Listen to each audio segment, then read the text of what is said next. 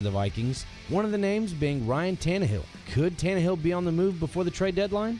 I'm Nick Frazier, and you're listening to 102.5 and 106.3 The Game. For more, follow us on Twitter at 1025 The Game or visit thegamenashville.com. Live from the Hiller Plumbing, Heating, Cooling, and Electrical Studios. WPRT FM Pegram, WPUC HD2 Laverne. Broadcasting on Alexa. I appreciate that. And other smart speakers. 1025 and 1063. And a score! You can run different offenses. The doors on the board. Off the field, on the field. The Game. A Cromwell media station. Where you have a voice. He had a competent coaching staff. You just play terrible and you keep playing. And we have strong opinions. What a whiny freaking crybaby response. This is Stillman and Company with Jared Stillman on Nashville's best sports talk, 1025 and 1063 The Game and the Game Nashville app. And the Titans maybe changing the narrative for the rest of their regular season. Will Levis, stellar at quarterback. Like I've been saying, just this it's the game I love, and there's nothing better than winning a football game. And Coach Vrabel was saying, we made it a little harder than we needed to, but we got to win. That's all that matters, and got to get ready for this short week against Pittsburgh.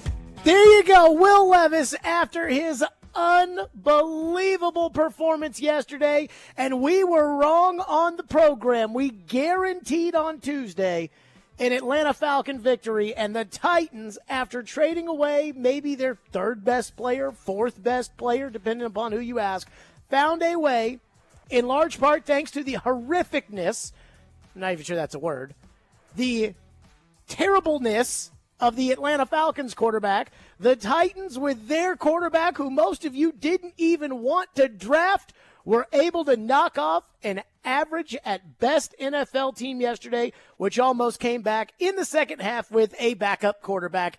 And Taylor Heineke, in my opinion, is probably the definition of a backup in the NFL. So I want to start on this. Ian, we okay there on that, on your end? All right, we got it. So I want to start on this, which is obviously the story of the game is Will Levis.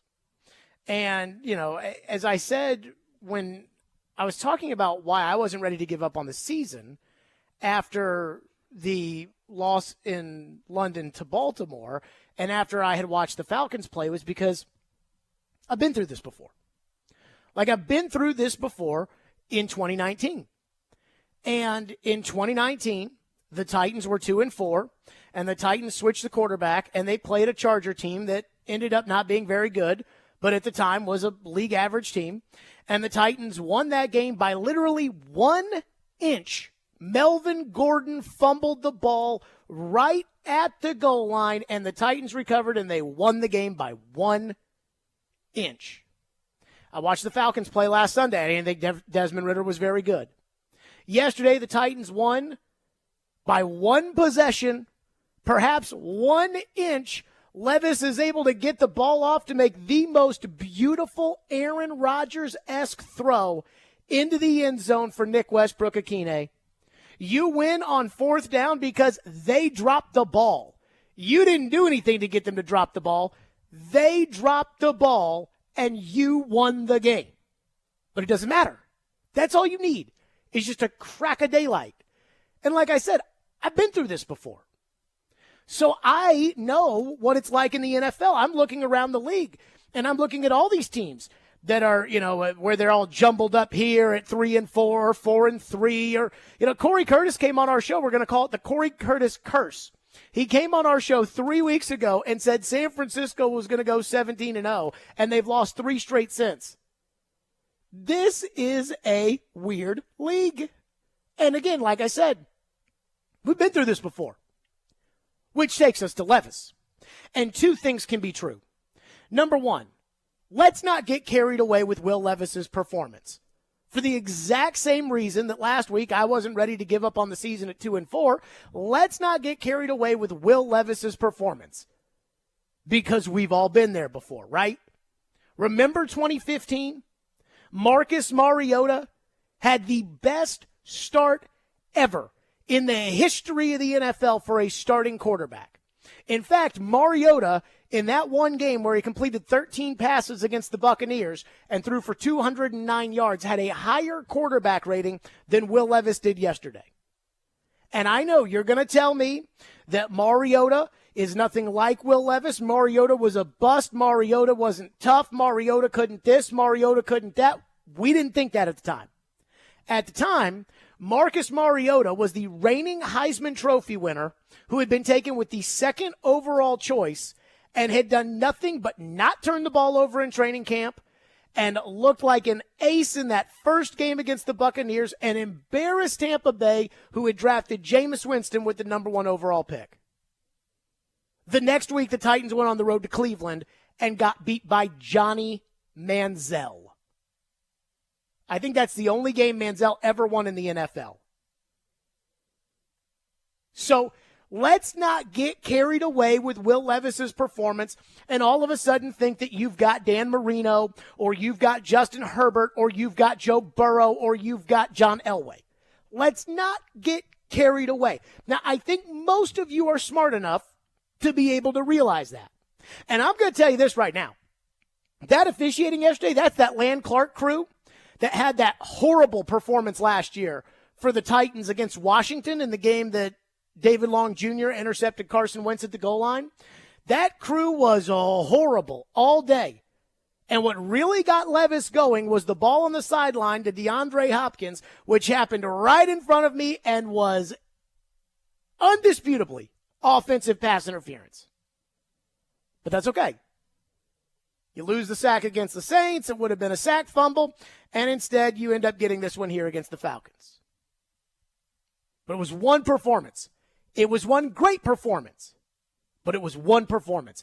It's like a first date, right? You go on the first date. There's a lot of times where you can go on a first date, you walk out and say, I ain't doing that again. Then there are other times on your first date where I'm sure you've thought, hey, this might be something. Like, there might be something to this. And that's what Will Levis's performance was yesterday.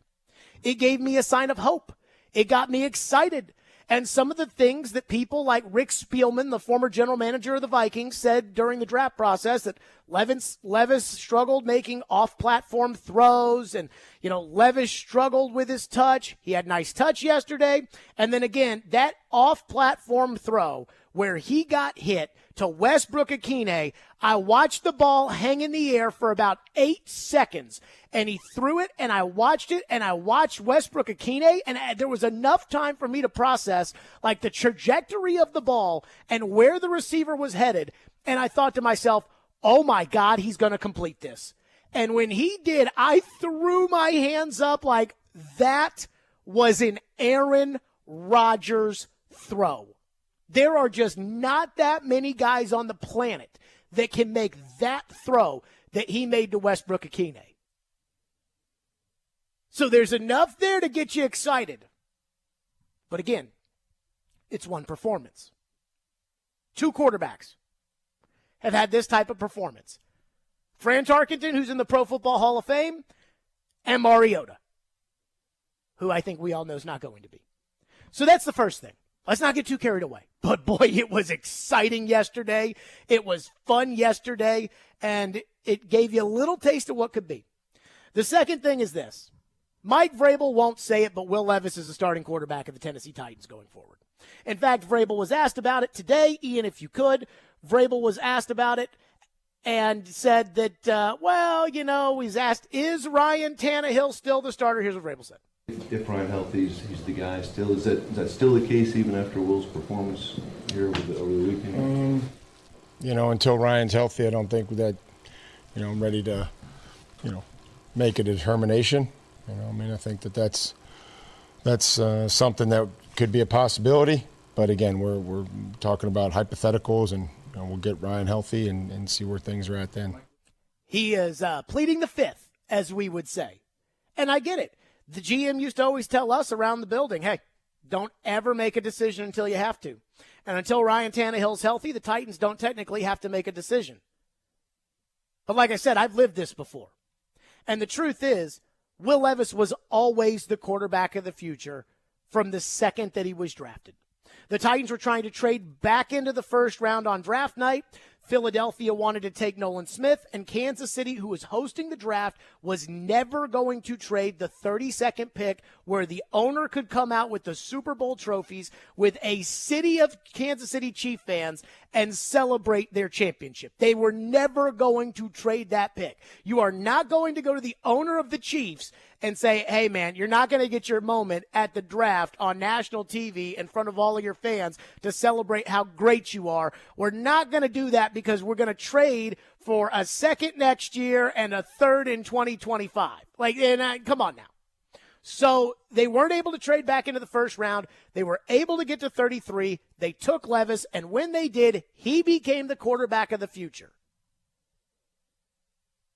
But the thing is that nobody knows when the quarterback's ready because nobody sees the guy play.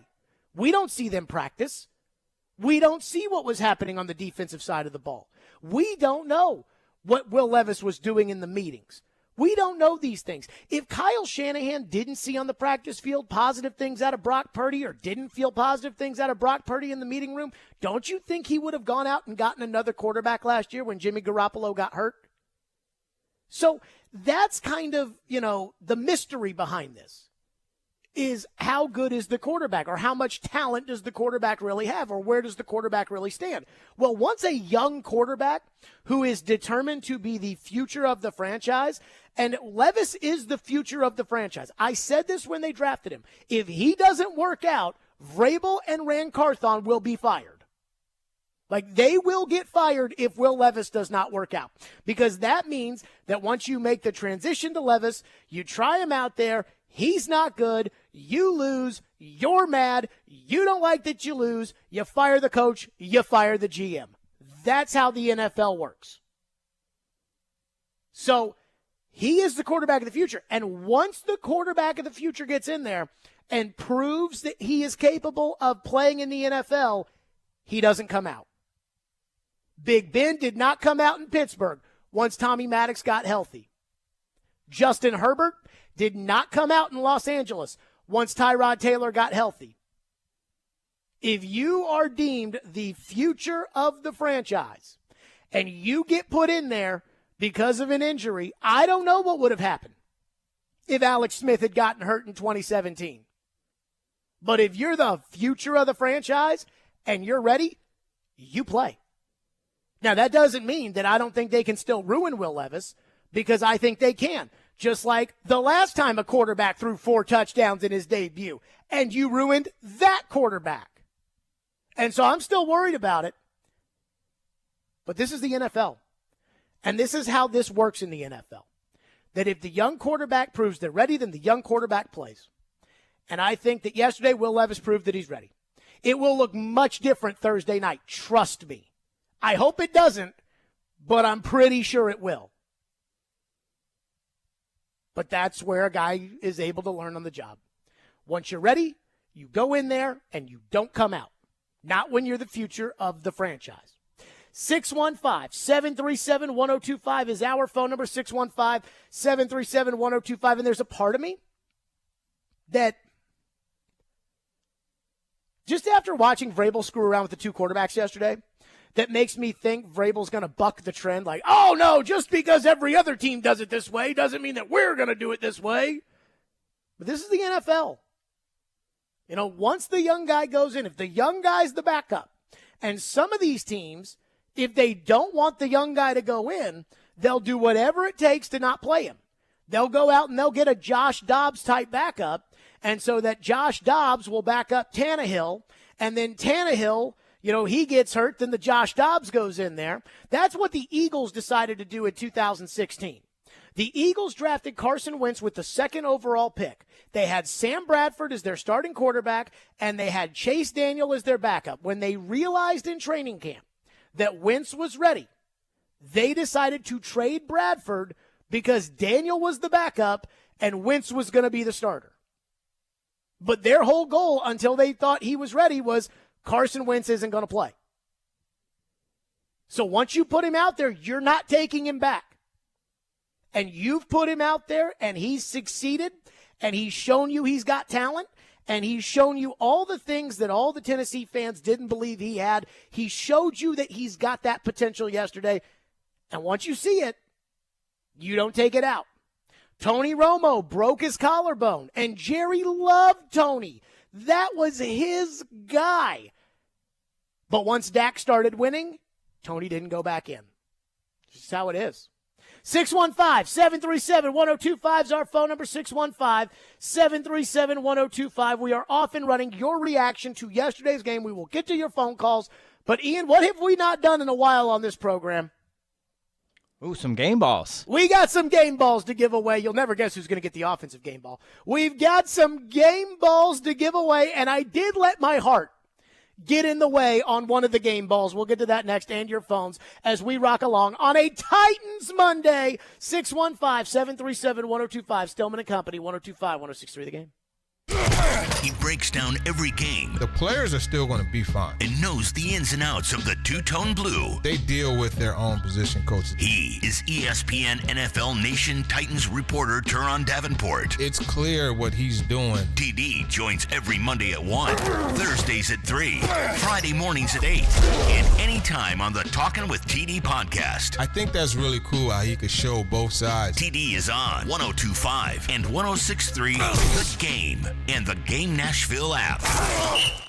When you own a business, it's like another member of your family. Its success takes time. It requires money, attention, and tools to help it grow. At F&M Bank, we'll treat your business like family, building trust and responding quickly when you need us. No matter your business goals, you can reach them easier when you have a banking relationship that supports you, tools to conveniently manage your money coming in and going out, and expertise to make your business better. Bank your business at F&M Bank. myfmbank.com. Banking made easy on purpose. Member FDIC.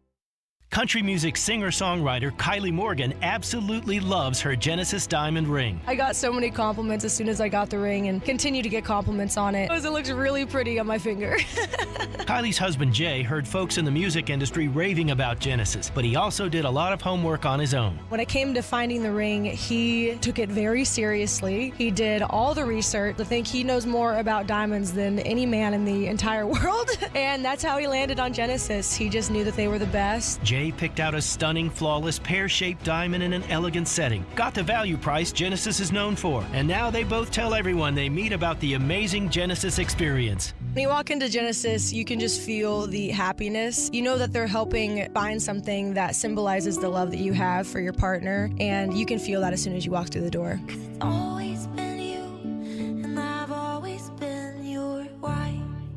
Genesis Diamonds, Green Hills and Cool Springs. At EasyCater, we know ordering food for work can get complicated pretty fast. We're going to need breakfast for the entire office on Thursday. Janet wants really nice bagels. Make sure some are gluten-free. Make sure they have great coffee. Can there also be waffles? Janet has a hard stop at 9:30. $15 a person I'm going to need max. itemized receipts for this. Is the budget for breakfast different than what We're just going to grab and go. Fine. Company breakfast? Just use EasyCater. Food for work delivered on time as ordered with a huge variety. 100,000 restaurants, one platform. Order 24/7 at easycater.com. Anyone want to tell me what happened? Did you miss any of today's show? It's okay. It's fine. Don't worry. Subscribe to the Stillman and Company podcast on Apple, Spotify, and other podcast platforms, or by going to thegamenashville.com. All right, I'll give it a shot. You're listening to Stillman and Company on 102.5 and 106.3 The Game and the Game Nashville app. Levis towards the end zone. Got a man. Touchdown. Wow. Westbrook Akine, and it's the fourth TD pass of the day in the debut of Will Levis. Jay, how many yards did Westbrook Akine run from right to left just along the back edge of the end zone after the ball was thrown? Well, he starts on the opposite side of the field. He's got to come all the way across. Watch him up top here. Start from the opposite side of the field and just run all the way across the field. Nice little double move coming all the way across, and then what a throw by Will Levis. So he's on the hash when he starts, on the far hash when he starts after that ball's in there. Ball just laid out there perfectly. You do realize James Lofton, who does a lot of Titan games, and I feel for James, by the way, because James Lofton, I liked Adam Archuleta, or Andrew Catalon and James Lofton when they would call every Titans game together, and I really felt like They understood the Titans last year because they called so many of those games. But you do realize James Lofton is in the Pro Football Hall of Fame. And that doesn't mean that every Hall of Famer knows better than everybody else. But James Lofton, just how impressed he was with that touchdown from Levis to Westbrook-Akine. The other ones, the first one to DeAndre, I thought DeAndre interfered on. The second one was a good, quick release, but the ball was actually behind DeAndre, and DeAndre made a good adjustment on it and ran it into the end zone. The third one was, basically, I know technically Vrabel wouldn't say it's a busted coverage, but it was a busted coverage, right? Like, he ran right by Richie Grant, and Levis just threw the ball deep, and he was wide open for a touchdown. But that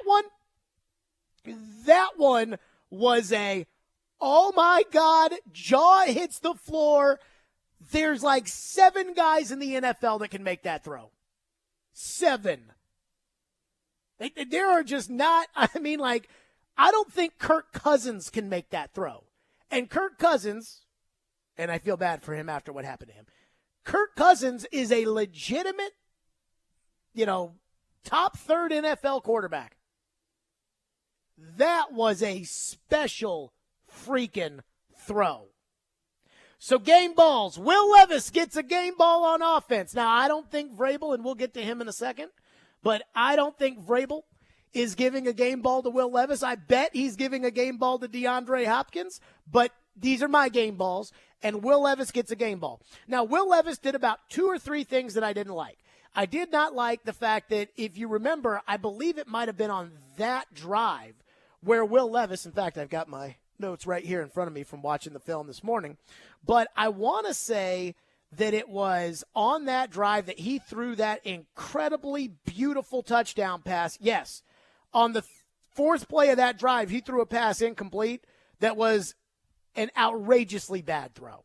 It was on a ball intended for Chig, and he kind of threw it behind Chig and basically threw it right into the hands of the defense of the linebacker who didn't catch it. Thank goodness. But again, he didn't catch it. And then all of a sudden, Tajay Spears breaks off the big run. And then on 2nd and 11, Levis with that incredible special Aaron Rodgers level throw, he gets a game ball. Now, my heart is getting in the way of my head on the second game ball here. Defense. Harold Landry gets a game ball. Now, Jeffrey Simmons played the better game. Simmons blew everything up. In fact, there were sacks that other guys got because of Simmons' penetration. Simmons blew up things in the run game. Simmons was all over the quarterback, including one where Simmons kind of got pushed down, and he stripped the ball, like as he was going to the ground, out of Desmond Ridder. And Desmond Ridder, because he stinks, couldn't hold on to it. And so Simmons did have a better game. But Simmons has a lot of game balls. Harold Landry, this is more of it's good to have Harold Landry back game ball. Missed all of last year with the ACL. He certainly was not as active this season so far. He was just kind of out there, and everybody's saying, where's Landry? Where's Landry? And I'm like, it takes time when it comes to the ACL. Now, guys are not really all the way back. And so Landry gets in there, and he had 2 sacks yesterday, and he looked like Harold Landry. Now, I did think that the first sack was a roughing the passer or face mask. I mean, if you hit the quarterback in the head, it's roughing the passer, even if it is a face mask. I thought the first one was, then they called it the second time. I felt bad for Harold because the reason why he kept hitting Heineke in the head is because Heineke's like 5'8", as opposed to all these other quarterbacks who are 6'4", 6'5". The strike zone is much lower on Taylor Heineke, but it was a foul. But I am still giving a game ball to Harold Landry. Ian, do you have a problem with that? Well, I'm not sure he made enough splash plays other than the 1 or 2 to deserve maybe necessarily a game ball.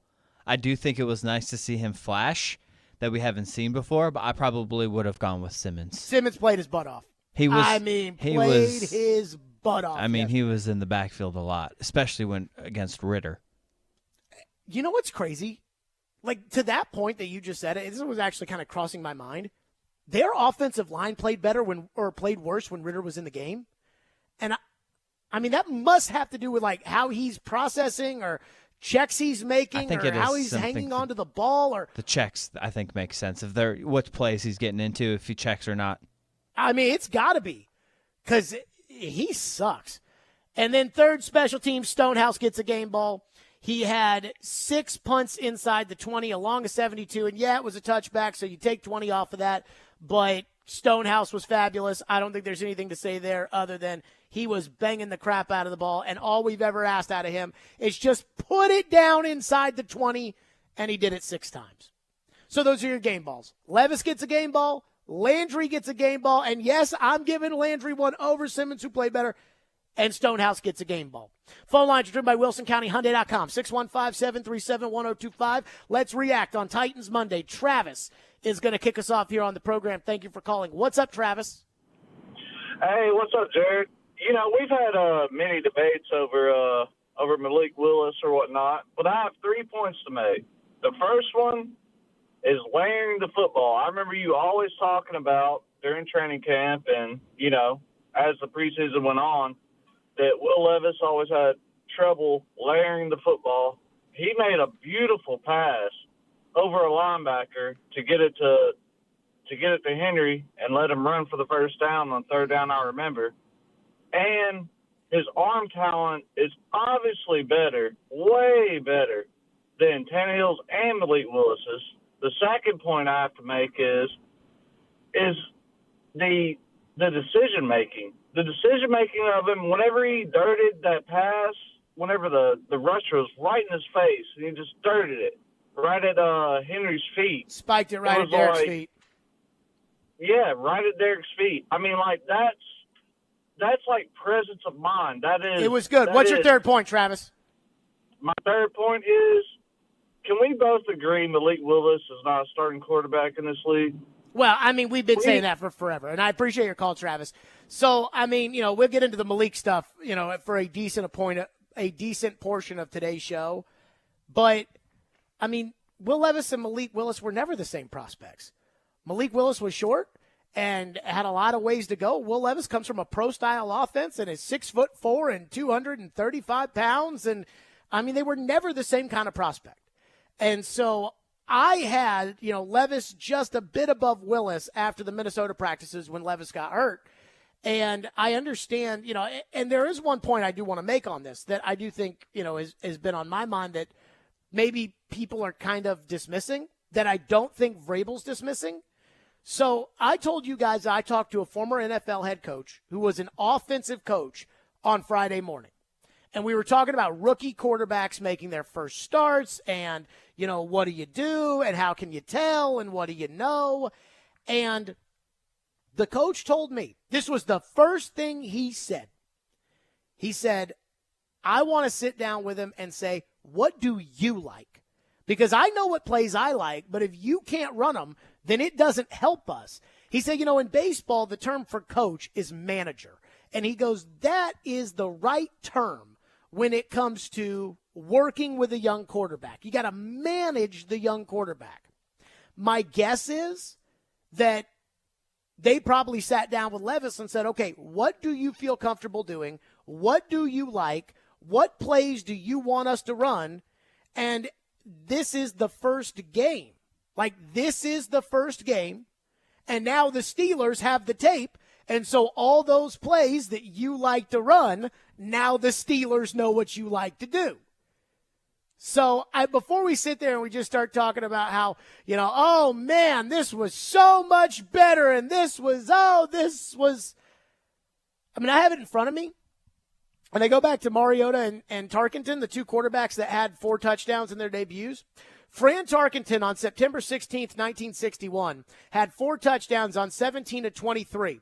Then a week later on September 24th, 1961 against the Cowboys, Tarkenton was 8 of 24 for 117 and 2 interceptions. His quarterback rating in his first start was 148.6. It was 15.5 in his second start. Mariota was 13 of 15 for 209 and 4 touchdowns, and he was 21 of 37 for 257 and only 2 touchdowns in his second game, a loss against Cleveland, but his quarterback rating went from 158.3 to 96.3. So, like, let's not just look at this and say, oh, my God, Levis is so far ahead of the other guys. as far as arm talent is concerned, that was Levis's selling point. That was why he was such a high draft prospect, because he had a freaking bazooka on his right arm. Now, I will say this. The layering of the football, that throw to Henry he was talking about, that was a beautiful throw. But again, it's kind of the short intermediate stuff that we still have to be careful about. The throw to DeAndre for the touchdown was, I think, a little bit behind DeAndre. And then there was the throw that almost got intercepted. So it wasn't perfect, but it was encouraging. 615-737-1025 is our phone number. We'll continue to react with you. 615-737-1025. Plus, Mike Vrabel yesterday. I mean, goodness gracious. There was something he said that a lot of people were making a big deal about. I'm not sure I'd make a big deal about it, but I think I know what Vrabel really wants to do, and I don't think he can do it. And I understand why he wants to do it, but I don't think he can do it. We'll get to that coming up next. 615-737-1025, Thursday. It is a special edition of the award-winning pregame show, which, Ian, I don't know if you heard the pregame show, but me and Derek were screaming at each other yesterday. I missed that. Oh, I'll have to try and go back and listen. Well, his take was that it wasn't Vrabel or Rand Carthon's fault that Aaron Brewer is your center at $4.3 million. Whose fault is it? John Robinson's? No, he blamed the owner. For lack of money. But you're paying him $4.3 million. There's plenty of guys out there that make less than $4.3 million that can actually snap the ball, which Brewer clearly cannot. Yeah, fair point. But the award-winning pregame show will be live at Twin Peaks in Cool Springs this Thursday from 5 to 7, and we'll break down the Thursday night football matchup. The pregame show is presented by Parman Tractor and Equipment and The Beast Unleashed. Every day we are live and local. I think Vanderbilt is steady, disciplined. It's been so long since Tennessee's gotten out of the first weekend. And your source for Nashville sports. I don't mind going to another team. You want to know what the coaching staff's going to look like? We are Nashville's best sports talk. 102.5 and 106.3 The Game and the Game Nashville app. Calling all sweet tooths, head to Nashville Toffee Company, a place where rich, chocolatey daydreams are created from a secret family recipe generations in the making. Their toffees and candies are handcrafted in Nashville using all natural, kosher-certified ingredients. Sweet creamery butter, pure cane sugar, premium roasted nuts, deep rich chocolate, and sea salt. Visit NashvilleToffeeCompany.com or drop by their headquarters on Air Lane Drive for a positively hassle-free shopping experience. Whether you're buying for 1 or 100, Nashville Toffee Company is here to make your holiday gift-giving easy. Get Black Friday deals earlier than ever at Electronic Express. Get the gifts you want and save up to 40% throughout the entire store. Beat the crowds and save on hundreds of 4K TVs, appliances, computers, and more. Plus, get up to 36 months free financing on items like an LG 86-inch 4K TV, now only $9.99. Or a Samsung laundry pair, only $5.99 each. Black Friday deals are here at Electronic Express. We make it happen.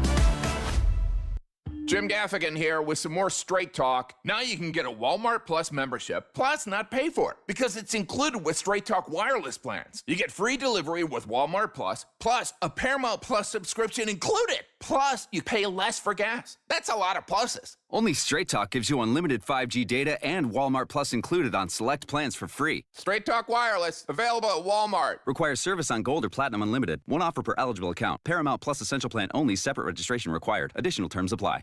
In any work environment, culture is the most important thing. And what makes up the culture? The people. Hey, this is General Manager Sean Ford with Cromwell Media. And this month, we have several celebrating their anniversary working with us. From our corporate office, Janice Russell is celebrating 33 years and Dorothy Black, 29. Robbie Stanley and Joe Rexroad, the duo that make up our morning show on 102.5 The Game, are celebrating 3 years. And Connor Newt, who works for 102.5 behind the scenes, is celebrating 1 year with us as well. If you're looking for a new career, reach out to us at together@cromwellmedia.com.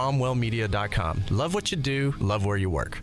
He knows the ins and outs of the Titans and isn't afraid to give his opinion. Traylon Burks needs a massive offseason. He's Jonathan Hutton of Outkick. I don't see how they make a move without going to Ryan Tannehill. Catch him every Monday at 10:30 on Chase McCabe and every Wednesday at noon on Caroline, Willie, and D-Mace. Hutton is on 102.5 and 106.3 The Game and the Game Nashville app.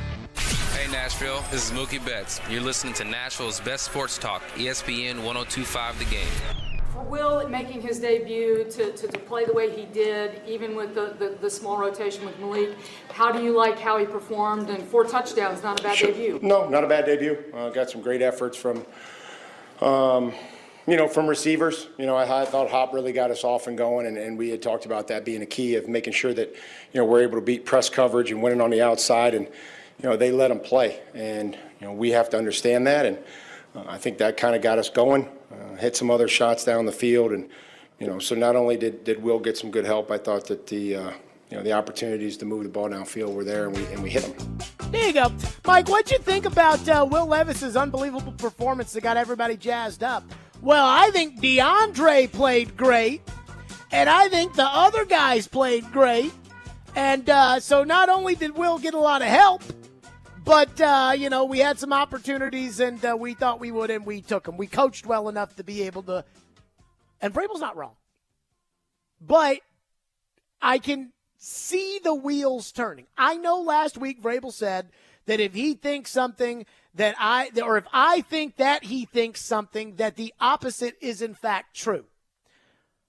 But I see Vrabel as a third base coach trying to hold up the stop sign for all the fans that want to go crazy about Will Levis. And I understand why. Like, I get it. He didn't want to play Levis. He played him because Tannehill's hurt and because Malik Willis is terrible. And because pretty much every other quarterback or every other coach in the NFL would be put into a similar situation. Just like Bill Cowher was when he played Ben Roethlisberger, Anthony Lynn was when he played Justin Herbert against the Chiefs in his first start, and he played great. Like, this is the reality of what happens in the NFL when you draft a guy to be the future and he's sitting behind the starter and he goes out. But again, those guys don't come out. Once those guys go in and once those guys play well, those guys don't come out. Dak didn't come out. Eli Manning didn't come out. Once he's the guy, once he proves, hey, he's ready for the NFL, he plays.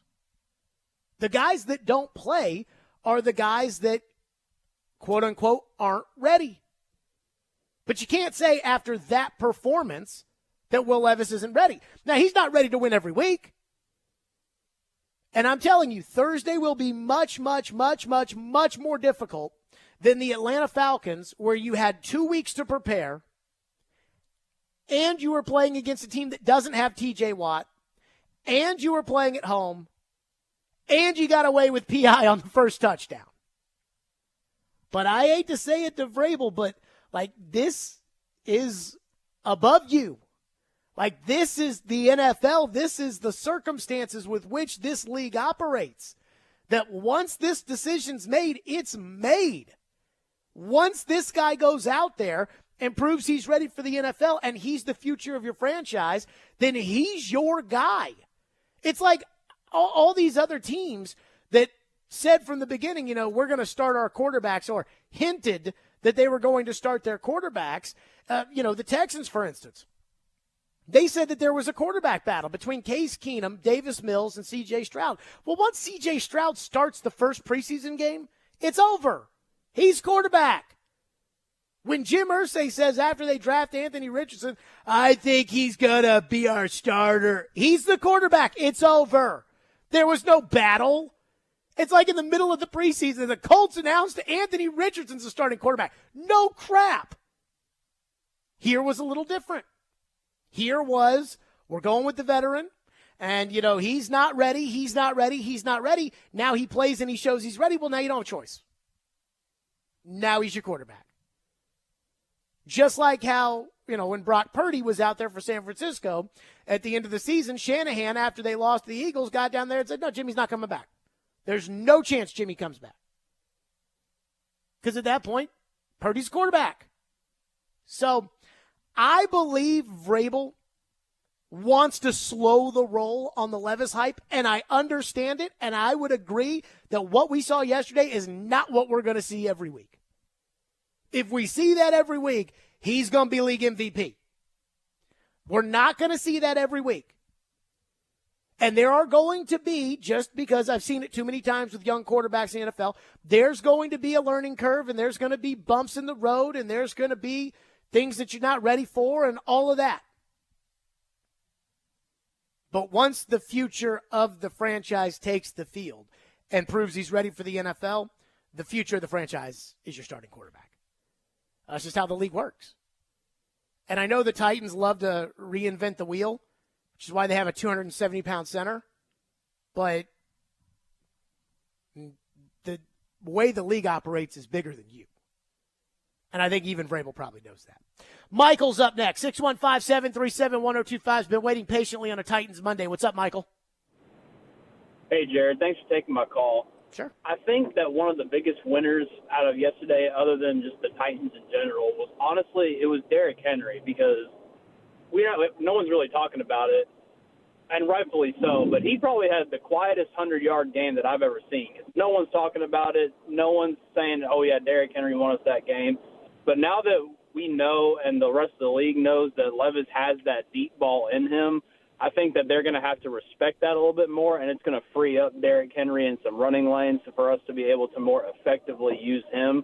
And that's, in turn, going to complementary football, going to help Levis with these deep passes even more, and it's going to work itself off of each other. And it's just going to be a really good relationship that we got there now that we know Levis – and obviously Levis is not going to repeat what he did yesterday every single game. I agree with you there. But – now that teams know, okay, we're going to have to respect this guy's deep ball, they're going to put safeties up there, they're going to take him out of the box, and Derrick's going to be able to perform even better than he has already this year. So I see what you're saying. And if Derrick Henry plays well, every Titan quarterback plays better. Thank you, Michael. Maybe not Malik, but Tannehill and Levis will play better if Derrick plays well. Like Mariota played better when Derrick played well. So if Derrick plays well, it'll always help the quarterback. Here's the problem, though, with what you're saying. Everybody in the NFL knew that Will Levis could throw the deep ball. That's nothing new. Like, that is what Will Levis does. He throws the deep ball. And I use the Steelers as an example here. So if you're the Steelers, you're getting ready to play on a short week on Thursday night. The Titans are probably not going to have their right tackle, who is much better than their backup right tackle, which happens to be their left tackle, who is significantly better than their backup left tackle, which was their starting left tackle, who sucks. So if I'm the Steelers and I sack the quarterback as much as they sack the quarterback, and I've got the guy to sack the quarterback that they have, I'm not really worried about Will Levis trying to take deep shots down the field. In fact, I kind of welcome it, because I'll look at that tape and say, well, the Falcons didn't get to him, but we will. And let's not forget, you're going to be playing on the road. And when you play on the road, especially in a stadium that's very loud, and Pittsburgh has a very loud stadium, when you play on the road in a stadium that is loud, you have to go to the silent count. So now you've got a rookie quarterback going to the silent count, which means T.J. Watt is firing off the ball at the same time that Nicholas Petit-Ferrer is firing off. You see what I'm saying? It's just not as simple as, boy, look at that deep ball from Levis. I mean, the way he chucks that ball down the field, it's just not that simple. In fact, I remember Mariota playing early on. They played the Dolphins about a month after he made his debut. And they threw a pass, I believe it was to Kendall Wright, right over the middle of the field, and Kendall Wright ran into the end zone for a touchdown in his debut against Tampa Bay. They played the Dolphins a month later, and the guy from the Dolphins jumped the route because, yeah, we saw that you did that against the Buccaneers, and we're just not going to let you do that. And so everything you like to do, which to me was a lot of play action, which they like to do, which they like to do that with Tannehill, but the play action and the chucking the ball down the field, and the Steelers are going to be ready for that. So I wouldn't get too excited about, oh, wow, now Levis can take the top off the defense. And, I mean, Tannehill was throwing the deep ball at home, too. Tannehill was throwing the deep ball to Chris Moore. Tannehill threw a deep ball to Treylon Burks. I'm trying to think. They threw the deep ball to DeAndre against the Bengals. They've thrown the deep ball at home. They haven't been able to throw the deep ball on the road. I don't know why, but they haven't. So I would be a little cautious on that. One texter said you wanted to start Willis. No, I did not. In fact, I got yelled at in Jared versus Joe for saying that I would start Levis just because I just can't watch Malik play football anymore. And for all you people out there, Jen Triesta sent me a text last night. And he said, you still worried they're going to ruin Levis? And I said, yes. Yes. Again, you people are not stupid. You, the only other quarterback in the modern era of football, no disrespect to Fran Tarkenton, but the only quarterback in the, does Fran Tarkenton, Ian, count as the modern era? I don't know. That's borderline. I mean, that's, they weren't wearing leather helmets then, but, They usually go like Super Bowl era. So probably. He was, but 61 was, when was the first Super Bowl? 60? I think that's about right. So right on the borderline. This century, the only other quarterback this century to have the performance that Will Levis had was Marcus. And we know they ruined Marcus. So yes, I'm still worried about that. 615-737-1025. Bunch of your phones to get to. 615-737-1025. But there's one thing that I did yesterday during the game that I am not ashamed of. And Vrabel should be ashamed of. We'll get to that next. Stillman and Company, 615-737-1025 here on Stillman and Company, a Titans Monday, 102.5-106.3 The Game. Vanderbilt football lives here. This Saturday, it's reunion weekend as Vanderbilt football takes on Auburn at First Bank Stadium. Kickoff at 3, pregame coverage at 1:30. Your home for the Commodores is 94.9 The Fan and the Fan app. Hey guys, it's Mike from Newton Nissan South in Shelbyville. You know what time of year it almost is? Spooky season. But we're not about scaring your kids. We want them to have an amazing Halloween experience. That's why we host one of the largest trunk-or-treats in Middle Tennessee each and every year. And this year, we're back to hosting in person, not as a drive-thru anymore. Get ready with your best costumes and walking shoes because on October 29th, from 3 to 5 p.m., we'll have 2 hours of trunk-or-treating, contests, pizza, and of course, a whole lot of candy. We can't wait to have fun Sunday afternoon with you, rain or shine. Mark your calendars for October 29th from 3 to 5 p.m. at Newton Nissan South, 2801 Highway 231 in Shelbyville, just 15 minutes from Murfreesboro. That's October 29th from 3 to 5 p.m. Follow us on Facebook to stay up to date. And don't forget the website, newtonnissansouth.com.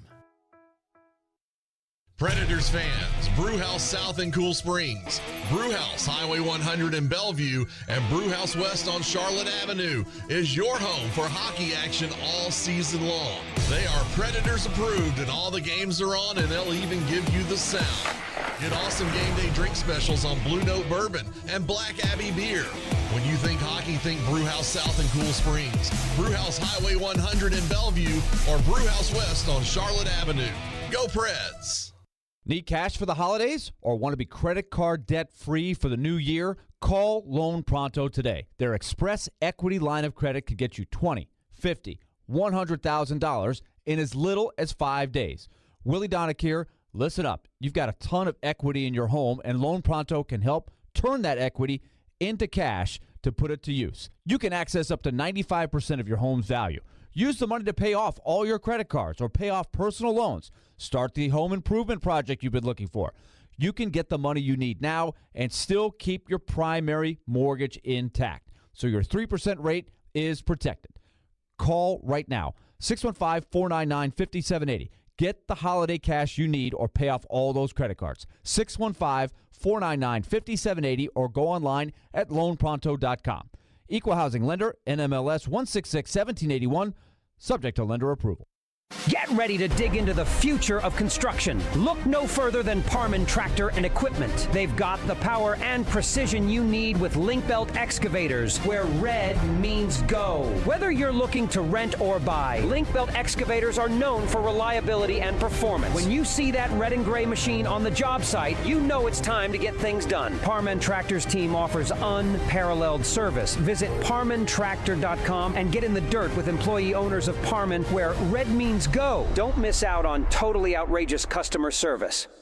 insightful discussion. When we talk about the person that these players are. 3 goals scored in the first 5 minutes. He wants to be the starter, day one. Mixed with spirited debate. Okay, but Derek, let's Professor Derek. They are Caroline, Willie, and D-Mace. With Caroline Fenton, Willie Donick, and former NFL wide receiver Derek Mason. We got the whole thing covered. We got it all covered. Here. Weekdays at 11 on 102.5 and 106.3 The Game and the Game Nashville app. Strong opinions and a strong personality on your drive home. This is Stillman and Company on 102.5 and 106.3 The Game and the Game Nashville app. Let's check out the lineup for the Titans, as we also see Malik Willis now coming in at quarterback. Levis comes out. We Mike were Vrabel did told say we by were going to Mike see Vrabel both. that Yeah. there would be packages for Malik Willis to come in and display his talent. So good early changeup, because now it makes Atlanta go back to the sideline and talk about what they want to do against this. You got 3 really good runners in here right now with Willis, Spears, and Derrick Henry. Oh, a miscue on the snap. Willis trying to fall on it, and I think the Falcons pried it loose. They did. Wow. And a crescendo of boos from the fans here in Tennessee. Back to Willis. Crowd's not happy.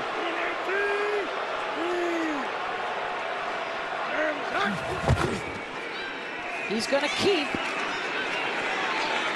Pushes his way down to about the 16-yard line. So interesting development here. The crowd, some of them were booing. Others were trying to keep it quiet for the offense. Well, I think when your young quarterback, Will Levis, is playing really well and have been effective, even if you had some plays going in and some things that you wanted to do with Malik Willis, allow him to stay in and stay in rhythm and keep running this offense. See, this is why I don't like the fact that the CBS broadcasters are always different every week, and I liked how it used to be with Andrew Catalon and James Lofton doing pretty much every Titans game, because it's not like this raining out of the sky. I mean, can you believe these Titan fans think that this idea of playing 2 quarterbacks is stupid? Well, we've only been complaining about the possibility that Vrabel might do it all week, and we only complain about it because it's stupid.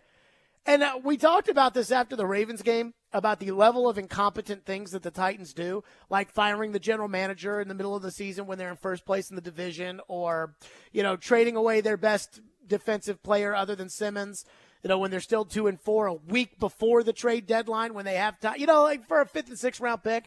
And so when they put Malik out there to start the game, they get the first down on the tush push. They put Malik in there. I'm sitting in my seats, and I'm like, oh, God. And then I see the ball get snapped over his head, and then I see him not fall on it, which is probably the most egregious thing that he did. Brewer's the one who snapped it over his head, and don't even get me started on Brewer.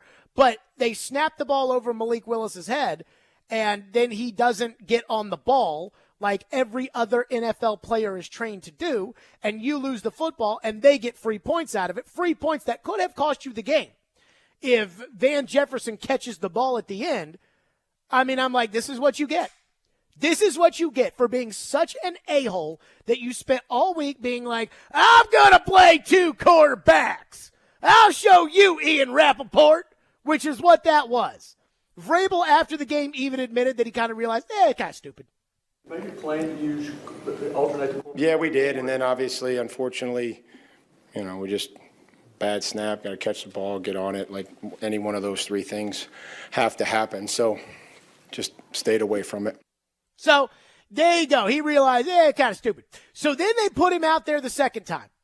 And when they ran him out there the second, Titans are driving right down the field with Will Levis, who looks like an NFL quarterback, something that you can never say about Malik Willis. In an NFL game, Malik Willis has never looked like an NFL quarterback. So Will Levis is looking like an NFL quarterback and outruns Malik. And as soon as I saw it, and I'm at the game with my friends, I'm like, no. And I see Malik run out there, and I'm not going to lie, I booed. And I don't feel bad about it. And we can parse, and I'm sure we will get into this later today, about were you booing the decision versus booing the player? It really doesn't make a difference, right? Like, if you're booing the decision, you're booing the decision to put Malik in the game. because it's kind of stupid. But at the same time, you're booing it because Malik sucks. Like, that's what you're booing. And, I mean, I remember when they put him in there, and I was booing when they put him in there. Look, and I love the Titans as much as anybody out there. But that's the only thing fans, the Titans make all these moves like trading Kevin Byard, and they stick their arms in there and say, these are the decisions we've decided to make for the best interest of the team. So all you can do as a fan is call the radio show and bitch or boo at the stadium. That's all you can do, or you cannot go. That's really the only form of protest you have. So it's a good thing for the Titans that they're choosing the booing and not the not going. But so they're sitting there and they're booing and they deserve. And I look right at Vrabel and I see Vrabel doing like to the fans, like when they're telling them to quiet the crowd, like that. And I'm like, it wasn't really that loud when they're saying quiet. I think it was like, hey, guys, bring it down a notch, please, on the booing. And it's like, no, you bring down the stupid. You putting Malik in the game was stupid. So that's why the fans were booing, because it was stupid. And I booed yesterday, and I'm a fan, and I do not regret booing. So if you're a fan and another fan tells you, how could you boo the team, or you've got these players that are lecturing everybody to boo. I saw Will Levis said, let's bring the correct attitude. Is that the line he used yesterday? Let's bring the correct attitude next time. Dude, I've been going to Titans games for longer than you've been alive. Shut up. You play quarterback. This idea that the coach can just do stupid stuff and we're not allowed to boo? No. And they deserve to get booed because, again, it was stupid. When Vrabel brought it up on Tuesday, we thought it was stupid. When Ian Rappaport reported what ended up being the truth and Vrabel got mad about it on Wednesday, that Levis was going to be the quarterback of this team, and then he said, no, that's not true. I go, oh, no. Now he's going to make sure that he does it. Now he's going to make sure, wasting practice time to run these Malik packages when they could be giving all the reps to Levis. No. We got to prove this Ian Rappaport report wrong, and then they fumble it over his head. And you're lucky it didn't cost you the game. So I want and the fans are booing this. Yes, they're booing it because it is stupid, right? Fans should be allowed to do that. Steven is up next here on our program. What's up, Steven? Hey, what's up, Jared? Love the show as always, bud. And you're exactly right on the Willis, man. But the reason I called is no one has brought up Nicholas Petit-Frere on that left side. I mean, yesterday we may have found the franchise quarterback, but I feel even more confident that we found a franchise left tackle. And I also want to bring up, Arthur Smith's considered this offensive genius from his time in Tennessee, which, I mean, dude, we all know how great that was. But him playing Ritter over Heineke, man, what do you think about that? And I'll hang up.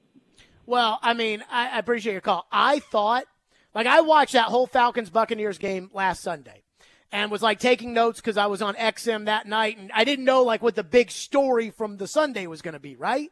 So I'm watching every game on the YouTube TV multi-viewer, and I'm like, this Desmond Ritter is horrible. And they were driving the ball. When they ended up driving down to kick a field goal to win it 16-13, I'm like, if he doesn't drive them down there and they lose this game in overtime, I might bench him if I'm Arthur. And so he did drive them down there, and they did score. And so, do you bench the guy after he does give you a game-winning drive, even though you're only in that position because he can't hang on to the ball? I was very disappointed by Arthur's coaching yesterday. You could see it in Arthur Smith's face at one point on the TV broadcast. He was over it during the first half. I can't remember exactly which play it was at this point, but they panned over to him on the sideline, and the look of just frustration and disgust, you could see it just seeping out of his pores. I mean, this is his quarterback, though. He drafted Ritter. He put Ritter in last year. For all of you out there, you got to see what you have.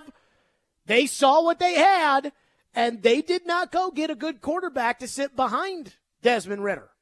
I thought, we always do that quarterback carousel because it kills about 30 minutes worth of time on a Friday during the offseason where it's before the combine, let's do a quarterback carousel and let's pick where all the quarterbacks are going to go. And I remember early on last year in the quarterback carousel, I had Sam Darnold going to Atlanta. I was like, this is perfect. Sam can sit behind Ritter and then take the job if Ritter stinks, and Sam's good, And I think Sam has been poorly managed, and they've got receivers and running backs and Arthur, and I thought originally that Baker Mayfield should be the quarterback there, but, I actually like Darnold more, so let's go with that. No. And so that's Arthur's guy in Desmond Ridder. And I'll just say this. If I was Arthur, when I'm shaking hands after the game, I would have gone to Arthur Blank, and I would have said, how much money do we have? If we were to go down to the tunnel over here and talk to the Titans about their quarterback, which is exactly what I want to get into next, which is the trade deadline is tomorrow. Will Levis is your quarterback of the future. So what about your quarterback of the past? Tannehill. We'll do that next. Stillman and Company, 102.5, 106.3 The Game. Whether it's college football, players might end up not going to Alabama or Georgia, or the NFL. I think that this team wins the AFC South. Trevor knows. Join ESPN's Trevor Maddich every Tuesday at 4:30 on Stillman and Company as he gives his opinions on the latest from the gridiron. I'm going to the team where I can get a ring. Trevor Maddich brought to you by Houston Clinic Orthopedics, where experience matters, on 102.5 and 106.3 The Game and the Game Nashville app. ElectronicExpress.com. We make it happen. Blue Raider fans, your home for all the MTSU football and men's basketball action is on 93.3 Classic Hits and 95.1 Classic Hits in the borough. Catch the action all season long with Chip Walters on the call. Go Blue Raiders! Hal Gill here for my good friends at Dunkin'. I get my Dunks every morning. I grew up with Dunkin' in Boston, and it's been my favorite ever since. Fall in love with Dunkin's pumpkin coffee, lattes, muffins, and donuts. Made with their signature high-quality coffee, each sip and bite is sure to delight. Perfect for those cool autumn mornings, or as a sweet treat any time of day, you won't be able to resist the delicious pumpkin flavor. Get pumped for pumpkin. Stop by Dunkin' today. Your Game Center update. The Tennessee Titans got back on the winning track yesterday with a 28-23 win over the Atlanta Falcons. The big news of the game was the debut of rookie quarterback Will Levis as he racked up 4 touchdowns to help lead the team to victory. Here was Levis after the game. This is a dream come true for sure, but I mean, we have, what time is it right now? Yeah, I got 12 minutes to celebrate it before we're on to Pittsburgh, as Vrabel said, so. But I mean, like you said, I've been dreaming of this moment as a kid my entire life. Even just to touch the field in an NFL game, let alone get a win, is incredible. It'll be a quick turnaround for the Titans as they travel to Pittsburgh to take on the Steelers for Thursday Night Football. ESPN is reporting that Levis will once again get the start. In other NFL news, Vikings quarterback Kirk Cousins will miss the rest of the season after suffering an Achilles injury, and the New York Giants are trading defensive lineman Leonard Williams to the Seattle Seahawks. The World Series continues tonight with Game 3 between the Arizona Diamondbacks and Texas Rangers. Coverage begins at 7 o'clock right here on The Game. Prior to that, don't miss the latest edition of the Commodore Hour starting at 6 on your home of Vandy, 102.5, 106.3 The Game. And Rick Stockstill Live talking Middle Tennessee Blue Raiders begins at 6 o'clock on 94.9 The Fan. From the Game Nashville studios, this is Ian Safar. Live from the Hiller Plumbing, Heating, Cooling, and Electrical Studios. WPRT FM Pegram, WPUC HD2 Laverne. Nashville's exclusive home for the Nashville Predators. 102.5 and 106.3. 79-52 Vanderbilt. And I think he's got a coach shot by Cheryl. You're going to see more moves. The Game. A Cromwell Media Station. Where you have a voice. He had a competent coaching staff. You just play terrible and you keep playing. And we have strong opinions. What a whiny freaking crybaby response. This is Stillman and Company with Jared Stillman on Nashville's best sports talk, 102.5 and 106.3 The Game and the Game Nashville app. Stillman and Company, 102.5, 106.3 The Game, streaming live on Twitter, Twitch, YouTube, and Facebook live from the Hiller Plumbing, Heating, Cooling, and Electrical Studios on a Titans Monday. By the way, somebody tweeted after the first segment and said, we're 10 minutes in and Jared still has not mentioned that he guaranteed that the Titans would lose on Sunday, and they won. I'm pretty sure we mentioned it off the top. If we didn't, and Ian, I think we did. If we didn't, my apologies. But I didn't know that special little boy who one day dreamed of playing in the NFL only to never get off the bench at Penn State, only to transfer to Kentucky, only to be stuck with a terrible offensive coordinator last year, only to be completely ridiculed along the way throughout the draft process, most of which he did to himself, but a lot of which was also not his fault. To have every Tennessee Volunteer fan furious with the idea that the Titans took him, to step up to the plate and give you the third best rookie performance ever in their first start was pretty impressive. And as I've said, do I think Thursday against the Steelers is going to be similar to what we saw yesterday? No, I don't. In fact, I think there's going to be a lot of ups and downs for Will Levis as the starting quarterback of the Titans. And I think that there's probably going to be a lot of ups and downs, and you hope that there's just more ups than downs. And then after about year 3, they consistently start to become ups. You know, the quarterbacks that haven't really had ups and downs in the NFL, I can think of one, Mahomes. That's the one guy that I can't think of the ups and downs with. 5 years in the league, 2 MVPs, 2 Super Bowls, and he's hosted the AFC Championship game 5 times. Other than that, Josh Allen has ups and downs. Lamar Jackson has ups and downs. Aaron Rodgers has ups and downs. I mean, all these guys have ups and downs. So you just hope that ultimately there's more ups than there are downs and that, you know, you consistently win with him as your quarterback. But it's going to take some time now. I mean, you're not exactly there. But after the performance we saw yesterday, Will Levis is ready for the NFL. Will Levis is starting quarterback. If I'm the general manager of the Titans, I wouldn't come out today and say, Will Levis is our quarterback. But inside, I'd say, look, Will's quarterback. And we're going to lose some games this year with Will as the quarterback. But he's the future. Which takes us to tomorrow's trade deadline and Ryan Tannehill. Now, Vrabel was asked about, would the Titans entertain offers at the trade deadline for Ryan Tannehill tomorrow? And he absolutely did not shoot it down. Do you expect to field calls about Ryan headed into the trade deadline? I don't know. I mean, we haven't as of yet, but I have no idea. I'll go downstairs, and when Rand tells me that somebody called, then we'll talk about whoever player they called about and what they would offer and make a decision, just like we do. Does it change the situation that we would listen or that we would listen more diligently? I mean, I think we owe it to the team to listen as diligently as possible on anybody that would call, regardless of player, person, or position, just to make sure that we're doing right by the football team. We'd listen on anybody. Right. Would you really listen on Jeffrey Simmons? So, yeah, you'd listen on anybody, but you wouldn't. And if Ryan Tannehill was the established starting quarterback of this football team, you would not be listening on him. But I think they should be listening today and tomorrow. And I think they should set the price.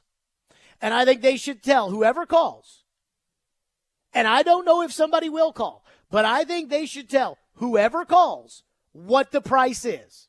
Now, I think there should be a market for Tannehill. And I don't want to trade Tannehill. Actually, let me reword that.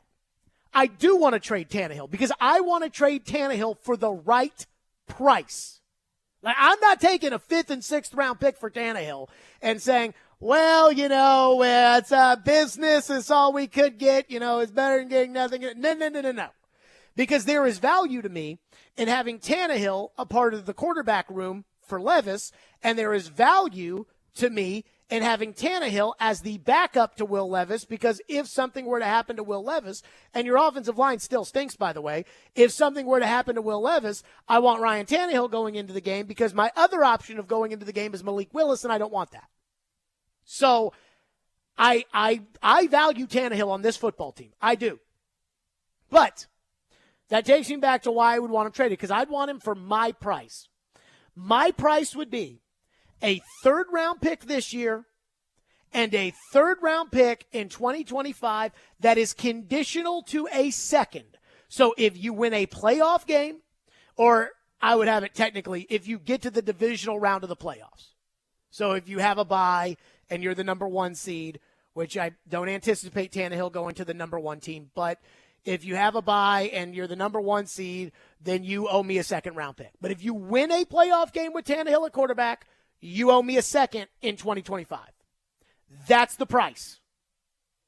A third this year and a conditional third next year that becomes a second. Ian, do you think there's any chance the Titans could get that in exchange for Ryan Tannehill? What was the terms again? I'm sorry. A third-round pick this year in 2024 and a conditional third that becomes a second if you re-sign him or if he ends up winning a playoff game. That seems a little bit too much. Probably not. I don't think they would do that, but that's the price. That's the price. You got to blow my socks off in order for me to do it. Now, if you want to offer me more than that, I would do it. Now, I think there should be a market for Tannehill, and here's why I wouldn't rule out somebody paying this price. I think there should be 3 teams that should want Ryan Tannehill right now. The Jets, the Falcons, and the Vikings. All 3 teams have legitimate playoff-ish shots. The NFC is very combustible this year. There is going to be a lot of jockeying at the end of the year with 9 and 8 teams and 10 and 7 teams. And, when you get down to the last 4 games or the last 2 games of the year, there's going to be a lot of teams fighting for position. And the Minnesota Vikings are one of them. And they've got a win now team. And so they should be interested in Tannehill. The New York Jets actually have a decent team. They've got good receivers. They've got 2 running backs. They've got a great defense. And they've got a coach and a general manager who are in their 3rd year. And yes, their plan was to have Aaron Rodgers at quarterback. But that's obviously, come and gone. And so you've got Zach Wilson now in there, and he freaking sucks. It's like Malik. You drafted him, and so he's on your team, and, you'd like him to turn it around, but he can't, so you just kind of. Well, if you want to compete this year, you've got the defense to be able to compete with all these teams. Miami, Buffalo, Cincinnati, Kansas City. You've got the defense. Tannehill has shown if you give him a good enough team, he can win you ball games. Zach Wilson has not. So in New York, I know that you have the ability to sit back and say, well, I know we didn't make the playoffs, but it's not our fault because Aaron got hurt. But they don't like taking excuses very well in New York. And then there's Atlanta. Arthur's in his 3rd year. Can't blame the first year on him because it was a mess that he inherited. It was a team that had truly gone for it after their Super Bowl appearance to try to keep the band back together, and it just didn't go his way. 2nd year, can't really blame him. They pissed off Matt Ryan because they chased after Deshaun Watson, so they ended up with Marcus at quarterback, and then they thought maybe they drafted their future in Ritter, and so we saw Ritter yesterday. And once you make the move to bench the quarterback, you're pretty much done with him. It's like Ian said, looking at Arthur on the sidelines on the TV copy, it looked like Arthur was just done with it.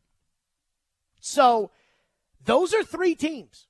And, that Atlanta Falcon team, I thought their defense was a little shaky yesterday, and their defense is susceptible to getting beat deep because Mike Evans looked like, when the Titans play some of these games where they play an average team and Derrick Henry is so clearly the best player on the team, on the field, and you only win because of Derrick.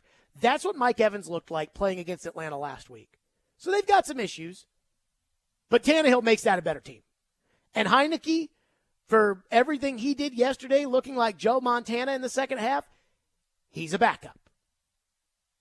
He's a backup.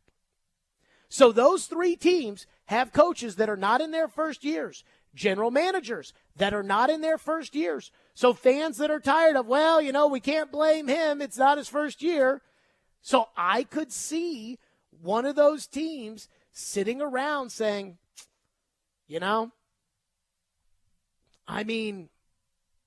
let's do it. And before you tell me that that's too much to give up, a third this year and a third next year that could be a second, before you tell me that's too much to give up, which it probably is. But again, I'm setting my price to that because I do value Tannehill as the backup to Will Levis, and I do value Tannehill, if something were to happen to Levis going in the game. Trade chest or the Falcons or any of these teams to see what they have and what they traded back for and who they picked, and I haven't looked at any of that. But if the Jets have picks and you're Robert Saleh, what do you care? You haven't you haven't made the playoffs in forever. You haven't won a playoff game in forever. If you make the playoffs with Ryan Tannehill as the quarterback, you have the potential of Aaron Rodgers stepping back into the lineup. Because Aaron has told people, his voodoo medicine is going to get him back. So if you make the playoffs with Tannehill as the quarterback, you've got a shot at putting Aaron Rodgers back in there. You haven't won a playoff game since Rex Ryan was the head coach there. You wouldn't give up a third for that? But the Chiefs will give up a third for Kadarius Toney? The Giants will give up a third for Darren Waller? Think about that. You're Arthur. You've told everybody, we got to be patient. We got to rebuild. You got a tight end. I don't understand why you don't get the ball to him on every play. You've got a receiver. You've got a running back who's, he is a freaking beast. Ritter would just wait for him to turn around so he could catch the ball. Oh, my God, Robinson's going to be awesome. You don't think Ryan Tannehill helps? And guess what? Ryan Tannehill knows each one of those team systems because they all run the same system. So that's it. That's my price. And if you do something stupid, like you trade Tannehill, like you traded Byard for a bag of footballs, then I'm going to go bananas.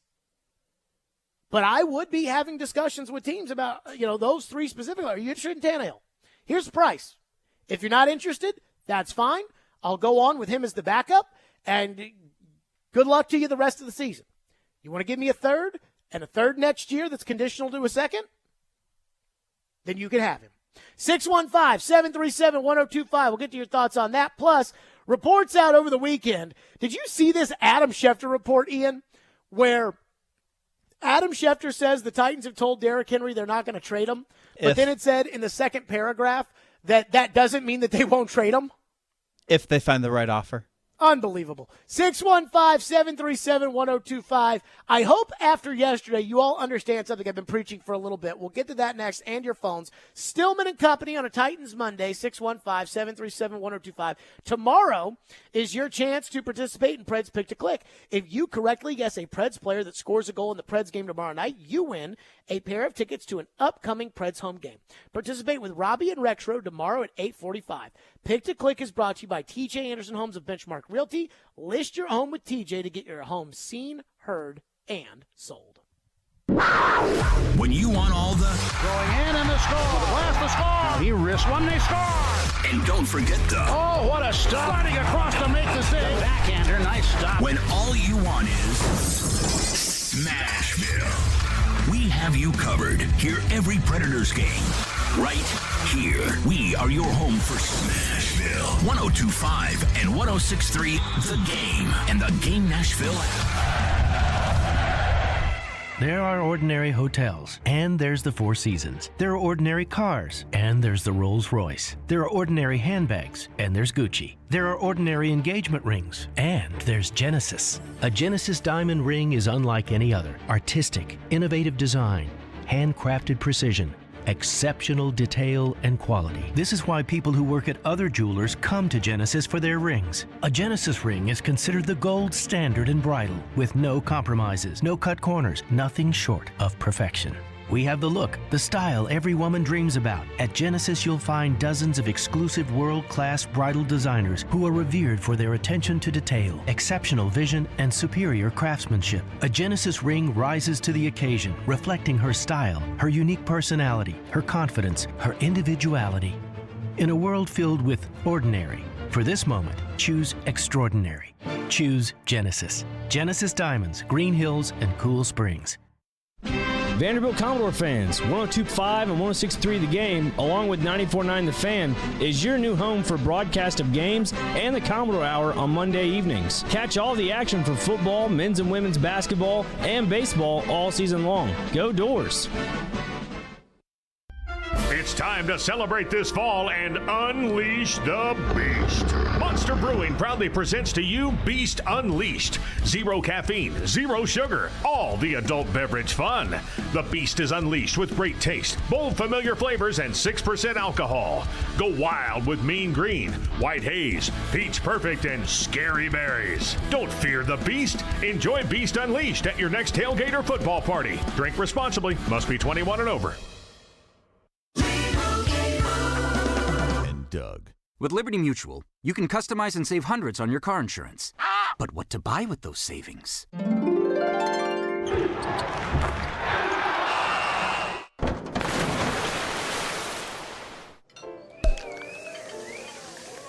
Yep, I bought a sound effects machine. Only pay for what you need at LibertyMutual.com. Savings may vary. Underwritten by Liberty Mutual Insurance Company and affiliates. Excludes Massachusetts. Liberty, liberty, liberty, liberty.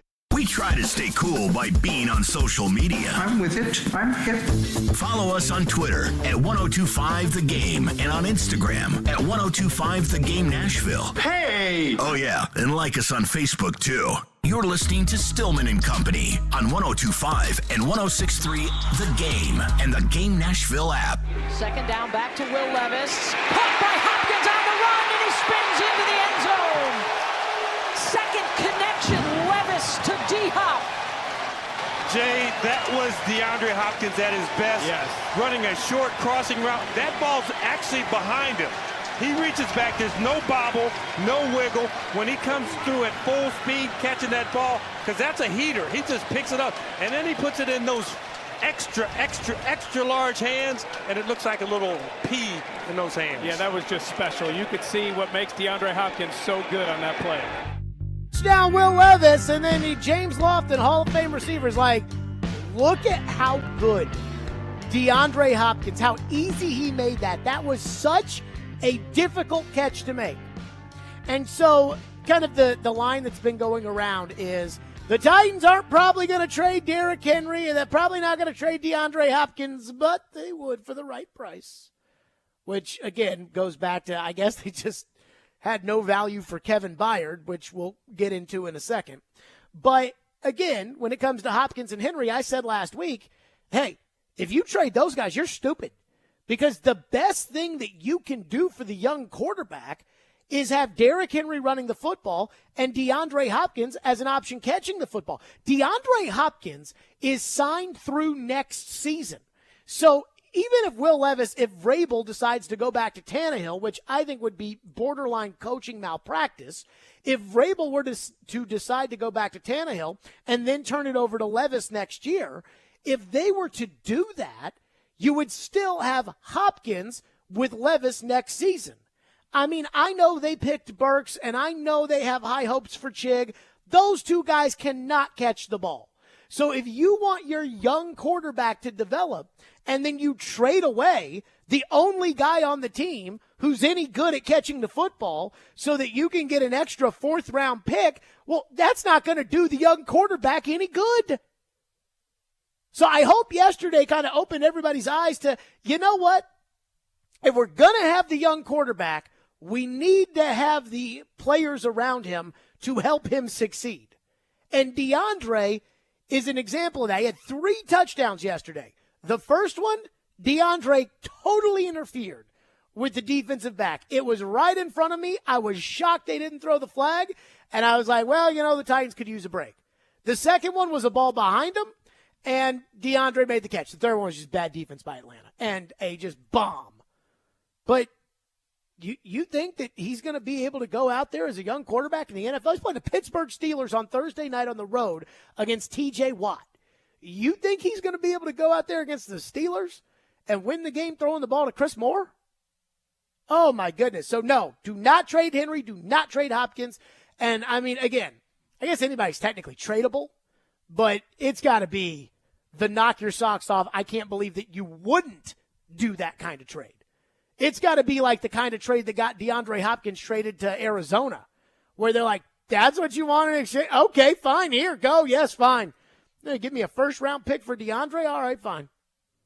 But everything else, I mean, come on now. 615-737-1025. I do want to say, again, my asking price for Tannehill, a third this year, a third next year that is conditional to a second. If you win a playoff game with Tannehill at quarterback or you re-sign him, and I should note, because I didn't do this last segment, I meant to and I forgot, you have to pay the money on Tannehill.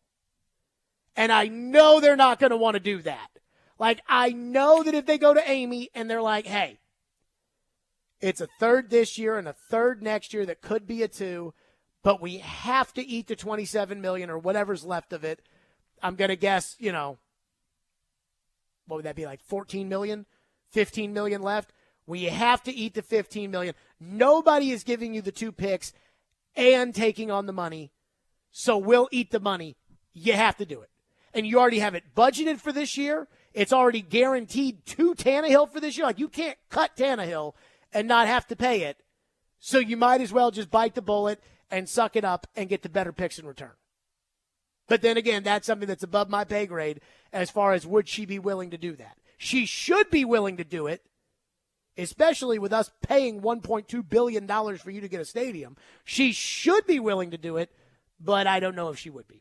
Chad is up next. Our phone lines are driven by WilsonCountyHyundai.com, 615-737-1025. What's up, Chad? Chad, go.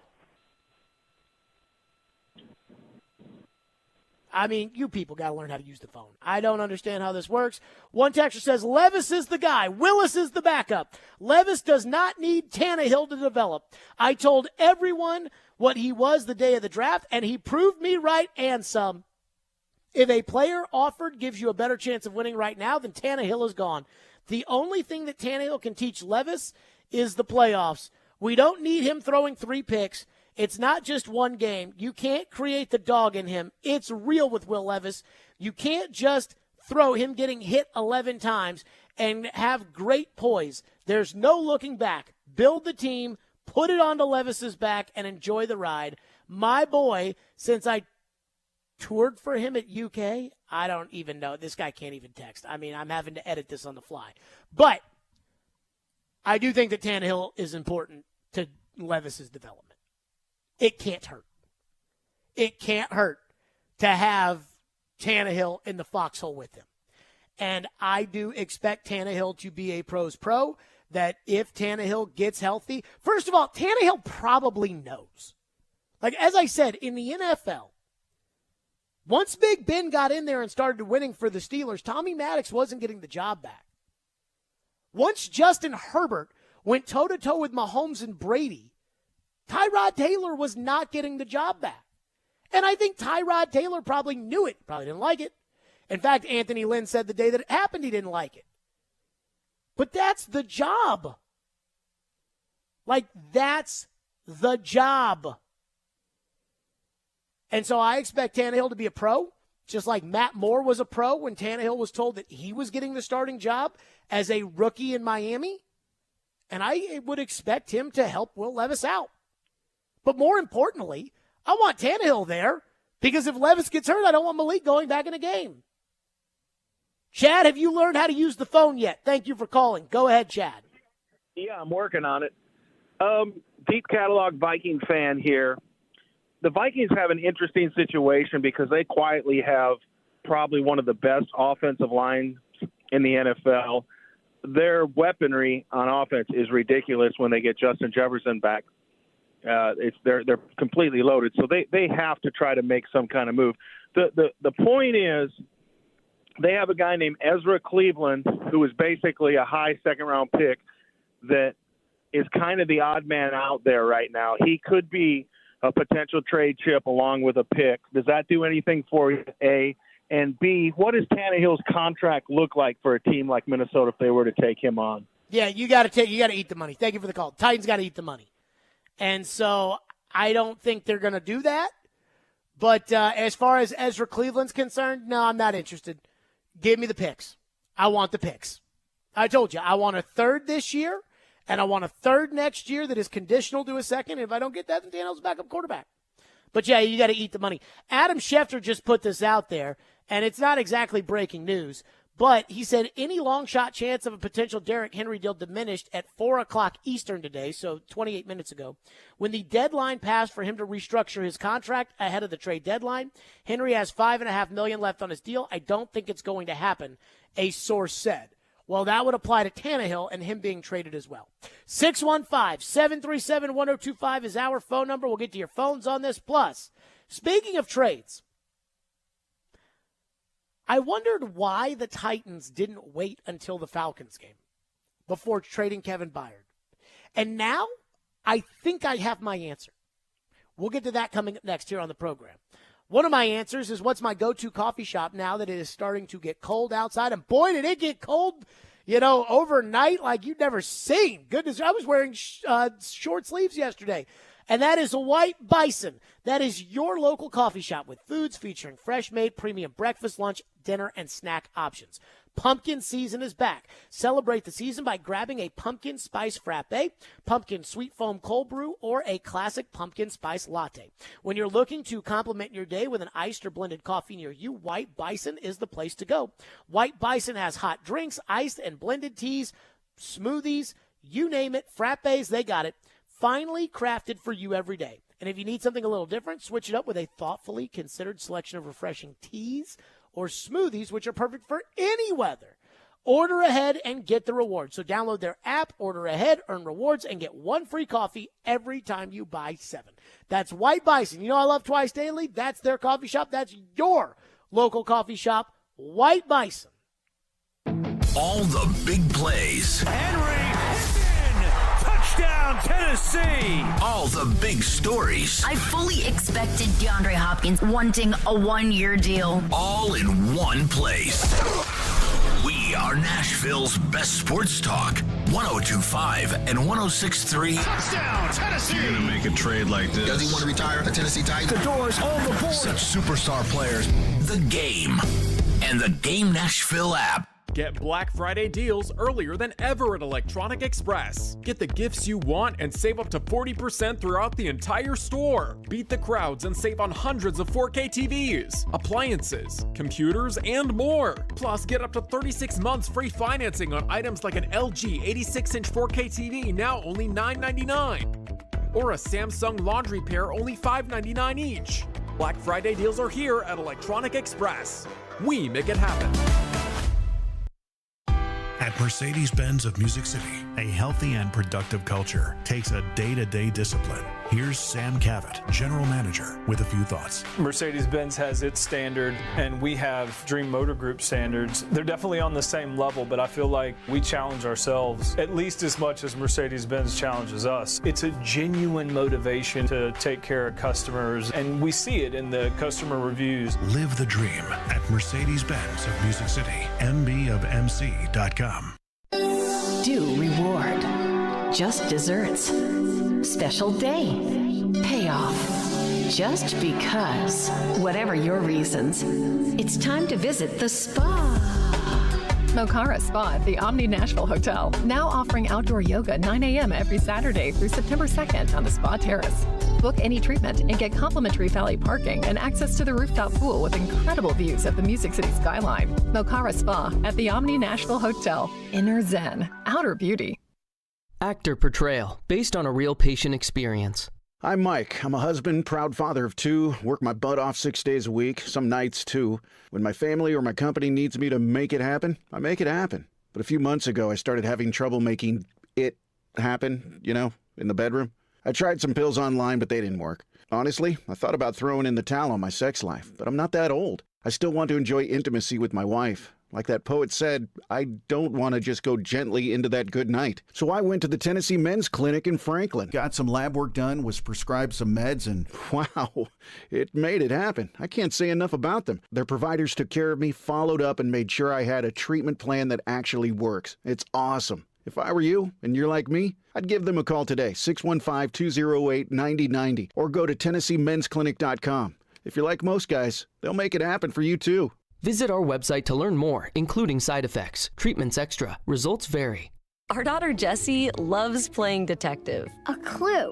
But since we discovered she has sensitive skin, we've been playing detective too. We thought the problem was our puppy. but it was actually our old detergent. Aha. So we switched to Tide Free and Gentle. Tide cleans better than the leading competitive free detergent, and it doesn't leave behind irritating residues. Plus, Tide Free and Gentle has no dyes or perfumes, so it's gentle on her skin. Case closed. If it's got to be clean, it's got to be Tide Free and Gentle. Are you always on the go? We've got you covered.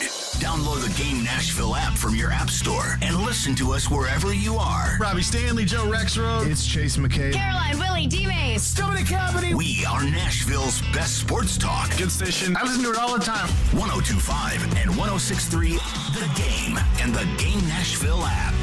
Hey Nashville, this is David Price. You're listening to Nashville's best sports talk, ESPN 102.5 The Game. First game without Kevin, Mike, how'd you guys do communications-wise and performance in the back secondary?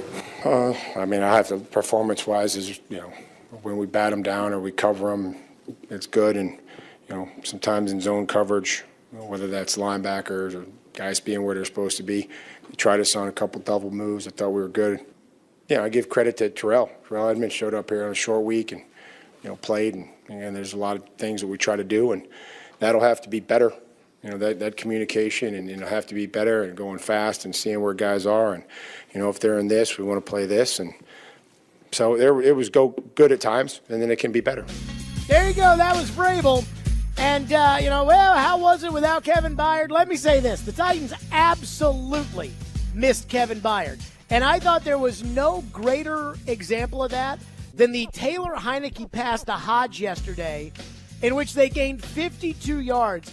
Ian, did you see the tackle attempt that Amani Hooker had? He had him wrapped up. Tried to force a fumble. He tried to punch it out the first time. It's like he has him wrapped up and he just spins him forward. And I'm just looking through my notes, and I've got, Molden a day late, and I've got bad angle 37 on a run by Algier, bad tackle 37, missed tackle 37, which is Hooker. And so they're going to try to play Elijah Molden in the spot of Kevin Byard. And, again, we can say whatever we want about the pass defense and about, hey, they won the game, and that's great. The reason why I don't give the defense any credit for what happened in the first half, because they were so bad in the second half when Atlanta put in Taylor Heineke, who is a backup's backup in the NFL. Like, he is, when we talk about a backup, that's what he is. That is a backup quarterback where, hey, if he's got to start a couple of games, then he's got to start a couple of games for you. But he's not a high-end backup. He's not Neil O'Donnell. He's a backup. Now, he's not Malik. He's not some young guy out there that doesn't know what he's doing. Like, he knows how to play in the NFL. But he's a backup. Just like how Kyle Allen's a backup. Just like how Chase Daniel for all those years was a backup. Just like Chad Henne was a backup. Just all these guys. Blaine Gabbert's a backup. That's what Taylor Heineke is. And so it hit me yesterday because I'm sitting there thinking to myself, and I kept asking last week, why didn't you wait until the Falcons game before trading Kevin Byard? If the Eagles wanted Kevin Byard that bad, then they would have waited a week, right? Hey, we're 2-4, and if we win, we're 3-4 with a chance to go on the road to Pittsburgh, and win an AFC game, and we still have 5 division games ahead of us. And, I appreciate your offer, but if you're going to want us to commit right now to trading Kevin Byard, then you're going to have to give us something that's going to knock our socks off. And I hope a 5th and a 6th round pick is not what knocks your socks off. I love all the people out there that justify the trade by saying, hey, that's better than I thought they'd get. Well, that doesn't mean that you're a better football team because you made that trade. Just because it's better than you thought you would get doesn't necessarily, just because it's a little bit more than the Kelly Blue Book value doesn't mean that you need to get rid of your car. And that's what they did with Byard. And so it hit me. What if they made that trade today? Titans beat the Falcons. All the positive momentum. You're going to Pittsburgh in 3 days on Thursday Night Football. You need that Steeler game. And boom! Drop the anvil on everybody after you win. The Byard trade was incredibly unpopular. There was a small, I think, fraction of the fan base, I'd put it about 35%, that, just says, hey, business is business and this is what you have to do. And I think the rest of us looked at it like a 5th and 6th round pick. And by the way, your defense is way worse without Kevin Byard. I know there's a lot of people out there that say, well, the defense wasn't that good with him. Fine, then get rid of Jeffrey Simmons. But you're not going to do that because you know that Jeffrey Simmons is a good player even though the rest of the defense sucks. In 2020, you had a horrible defense. Byard was on that. Then you got good players around Byard, and he was on a good defense. I promise you Byard will be okay in Philadelphia too. So, it hit me that they did this. They wanted to trade Kevin Byard. I mean, that's I believe, the obvious. I don't know why they singled him out and wanted to trade him. They wanted to get rid of Kevin Byard. They paid most of his salary. You're not saving any money, even for you people that believe in the salary cap, and I don't. So I do think that not having that salary for next year is, hey, that's $14 million in the bank that you technically were committed to spending, but you really weren't. But it's only a $3 million gain. Just don't tender Aaron Brewer's unnecessarily high contract next season, and you'll make that money right up. So, I mean, I'm convinced they wanted to get rid of Byard. I am convinced of it, that they wanted to get rid of Kevin Byard, and that they did it when they did it as opposed to waiting for the deadline, because they knew that if they waited and they won, there's no way that they could do this. With the shock of trading Byard a day after the Steeler game plan's already gone in, because they're practicing today. Like, they're getting ready today for the Steelers. Today is Wednesday, tomorrow's Thursday, Wednesday's Friday, and then they're in Pittsburgh Thursday. So they knew that they couldn't necessarily do it, and I think they wanted to trade Kevin Byard. And I hope, because, boy, Molden, God, I'll be fair. I'm not even sure Elijah Molden belongs in the NFL. I'm dead serious about that. Like, I kept watching him yesterday. Do you remember Andrew Adams, the safety that the Titans had last year when, was it Hooker got hurt? And they put Andrew Adams out there with Byard, and he actually played pretty well, and then he had that really gruesome injury in that Thursday night Cowboy game. And Andrew Adams, I think, is on somebody's practice squad right now. And I'm watching Molden yesterday, and I'm comparing him in my head to Andrew Adams. And I'm like, Andrew Adams is bigger than Molden. Andrew Adams has better instincts than Molden. Andrew Adams is faster, I think, than Molden. And Andrew Adams absolutely is more physical than Molden. And that's who's out there in place of Byard. So, when you're picking at pick number 164 next year, I hope that it's worth it, boy, I tell you. But I'm just convinced they wanted to get rid of him. Mark's up next here on a Titans Monday, 615-737-1025. What's up, Mark? Mark, go. Hey, Jared. Go. Jared, okay. So, Jeffrey Simmons comes out talking about somebody didn't want to be there. Somebody didn't want to be there. And with all the trouble that Byard had with the salary thing and the way he was insulted by it and the way he took it, I kind of think it was him that didn't want to be there that Jeffrey was speaking of. Yeah, I mean, I think we can kind of put that to bed. Like, we were talking, I mean, that's one of those things where, like, I think he was talking about Tart, and I appreciate your call, Mark. I think he was talking about Tart and not Byard.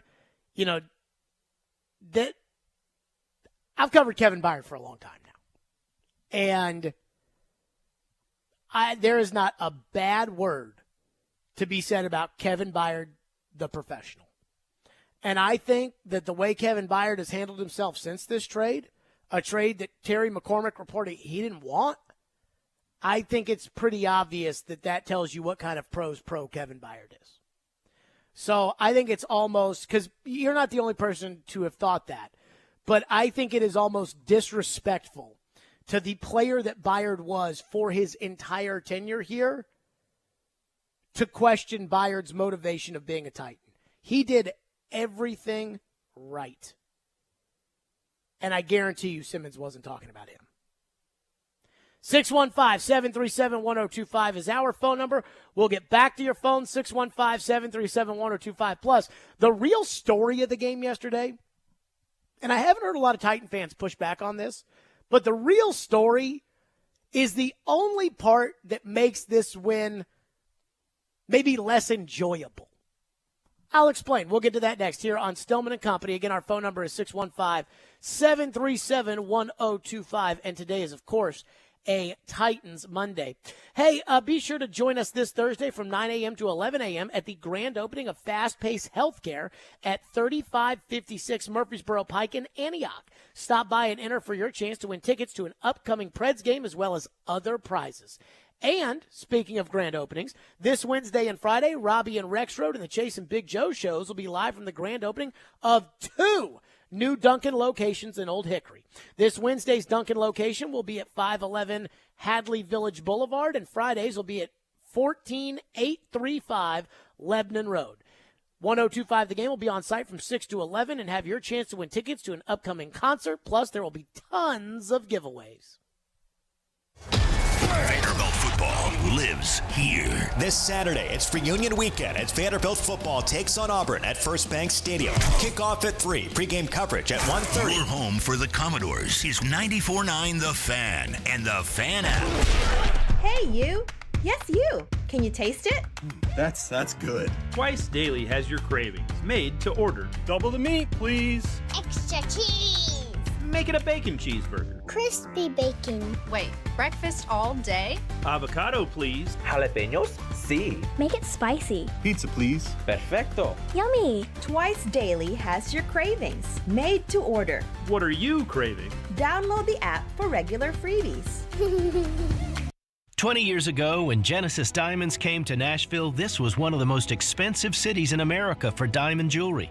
Our radical approach and no middleman pricing changed that forever. And now we're doing it again, this time with lab-grown diamonds. We were shocked to find out what the other mall stores and the other big radio advertisers were charging. For example, they sell their platinum 4-carat VS2 lab-grown earrings for $13,480. Ours are 40% less, with better diamonds. Their 5-carat lab-grown diamond earrings are $17,950. Ours are half that price, with better quality, 50% less at Genesis. Looks like they might be going back to the old ways. If they're charging this much on lab-grown diamonds, kind of makes you wonder what else they're selling at the same outrageous markup. Nashville, we are not going backwards. At Genesis Diamonds, our non-commissioned trusted advisors are here to give you all the information with details you can trust and prices you can count on. Genesis Diamonds, Green Hills and Cool Springs. Texting enrolls you in a recurring automated marketing text messages. Consent not required to purchase. Message and data rates may apply. The team's looking good this season. I think so. Man, I miss playing football. Being young with unlimited energy to burn. Ever since I turned 40, I just can't find that fire I used to have. Think it could be lower testosterone? What do you mean? All guys lose their edge when they turn 40. The body has less testosterone. That's why I take Nugenix Total T. I've heard about Nugenix. That really works? Since I started taking Nugenix, I'm lifting like when we played for Coach Carter. I feel more energized at work. It's even spiced up things between me and the missus. Are they still giving out complimentary bottles for people to try? Yep, send a text. It's that easy. Text STREAK to 42424 right now for your complimentary bottle of Nugenix Total T. It's the #1 selling testosterone boosting brand at GNC and Walmart. Do it now and they'll also send you a bottle of Nugenix Thermo X, their newest, most powerful fat burner ever, absolutely free. Text STREAK to 42424. That's STREAK to 42424. These statements have not been evaluated by the FDA. This product is not intended to diagnose, treat, cure, or prevent any disease. What's for dinner? Burgers? After last week, no thanks. Avoiding foods due to fear of diarrhea, gas, bloating, stomach pain, or loose, oily stools? It may not be just stomach issues. It could be EPI, or exocrine pancreatic insufficiency. EPI can cause uncomfortable symptoms because it's a condition where the pancreas doesn't release enough digestive enzymes to break down food. But EPI can be managed. Use the symptom checker on identifyepi.com and talk to your doctor about your symptoms. That's identifyepi.com. Sponsored by AbbVie. keeping it local. The Titans get a big win. Well, Derrick Henry's on the field. It's like, all right, what's going to happen? And fun. Bad time to get Florida. They're going to be mad. Oh, my goodness. Every day, it's Chase McCabe. I was sitting here going, I think I'm going to watch Batman 1989 tonight. And Big Joe Dubin. That's your plan for tonight? Probably, yeah. I need a night. The Chase and Big Joe Show, brought to you by Regal Realty Group. Weekdays at 9 on 102.5 and 106.3 The Game and the Game Nashville app. Strong opinions and a strong personality on your drive home. This is Stillman and Company on 102.5 and 106.3 The Game and the Game Nashville app.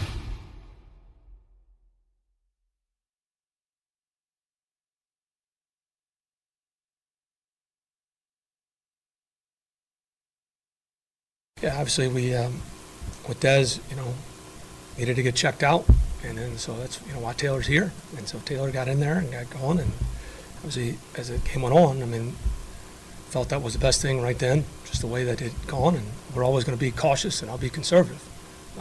So again, I'll listen to the medical experts, and we'll make sure everything tomorrow and the next day as we get through the week. But that's why. Arthur Smith yesterday after the game talking about this made-up concussion that they said that Desmond Ridder had. I don't know what they're talking about, but it didn't seem to me like Desmond Ridder had a concussion. Now, I know he got hit a bunch, but all of a sudden they start the second half. I watched the Falcons play last week against Tampa Bay, and Ridder turned the football over 3 times, and they're driving down to kick a field goal, and I'm like, if Atlanta loses this game, I think I'd bench Desmond Ridder. And as a Titan fan, I was watching it thinking, God, I hope they don't bench Desmond Ridder. And so Ridder gets out there, and I still thought the Titans were going to lose. I guaranteed that they would lose. I picked them to lose 38-10. And when they snapped the ball over Malik's head to go down 3-0, I thought, see, here we go. But Ridder was horrible, and they couldn't do anything on offense in the first half. Then they put Heineke in, and he moves the football down the field like Joe Montana. So while the story of the game is Levis and the promise that Levis showed, and boy, Levis looked great yesterday, the real reason that you won is because Desmond Ridder was so bad in the first half. And I love how they've made up this concussion. A guy gets a concussion and he goes into the protocol, and how often does a guy go into the concussion protocol and end up coming out during the game and getting back into the football game? I feel like that doesn't happen very often. Normally, a guy goes into the protocol and see you next week. So Ridder, I didn't even know he went into the protocol. They get back to halftime. Heineke runs out there. I said to my buddy who I was at the game with, who's a Falcons fan, I'm like, that's Taylor Heineke running out there. And we see Ridder standing there with the ball cap on. Then I pull up on my phone, and TD, who's in the press box, tweets out, Ridder has been cleared of a concussion. I'm like, I didn't even know Ridder was, in the concussion protocol. Then, after Heineke's first series, he's sitting down on the bench with the coach, and the coach has the Microsoft Surface out, and Heineke is sitting there with the coach, and Ridder's sitting next to him, has got the ball cap on, but is clearly the backup quarterback. Then Arthur, after the game, gets up there, is like, oh, no, it was a concussion. That's why he's out. We thought it was best to put Taylor in. What a mess. So I don't want to get too caught up in, saying that this win doesn't count or that we shouldn't celebrate it or anything like that because, again, when you were 2-4 in 19, you won by 1 micromillimeter of the football against the Chargers to go to 3-4. And you ended up in the AFC Championship game. So Ken Wisenhunt got fired as the offensive coordinator of the Chargers because of that. And so, it is what it is, but let's not underestimate how bad Desmond Ridder was. Now, here's the good news. I think Mitch Trubisky is going to be playing this week for the Steelers. Now, what got me nervous, and I have not done any investigative homework as to what's going on up in Pittsburgh, but apparently Kenny Pickett gets injured with a rib injury, and they said on TV that he was likely to return, and then they decided not to put him back in there. And when I heard that they decided not to put him back in there, I thought maybe they're like, well, let's make sure he's good to go for Tennessee. where we feel like we have a better chance to win than we do against Jacksonville. But the story of the game is Desmond Ridder. And when I watch Desmond Ridder play, I see Mariota. And I don't mean that in a good way. Like, I see bad Marcus out there in what I see with Desmond Ridder. Just the stupid stuff. And that's what I saw out of that.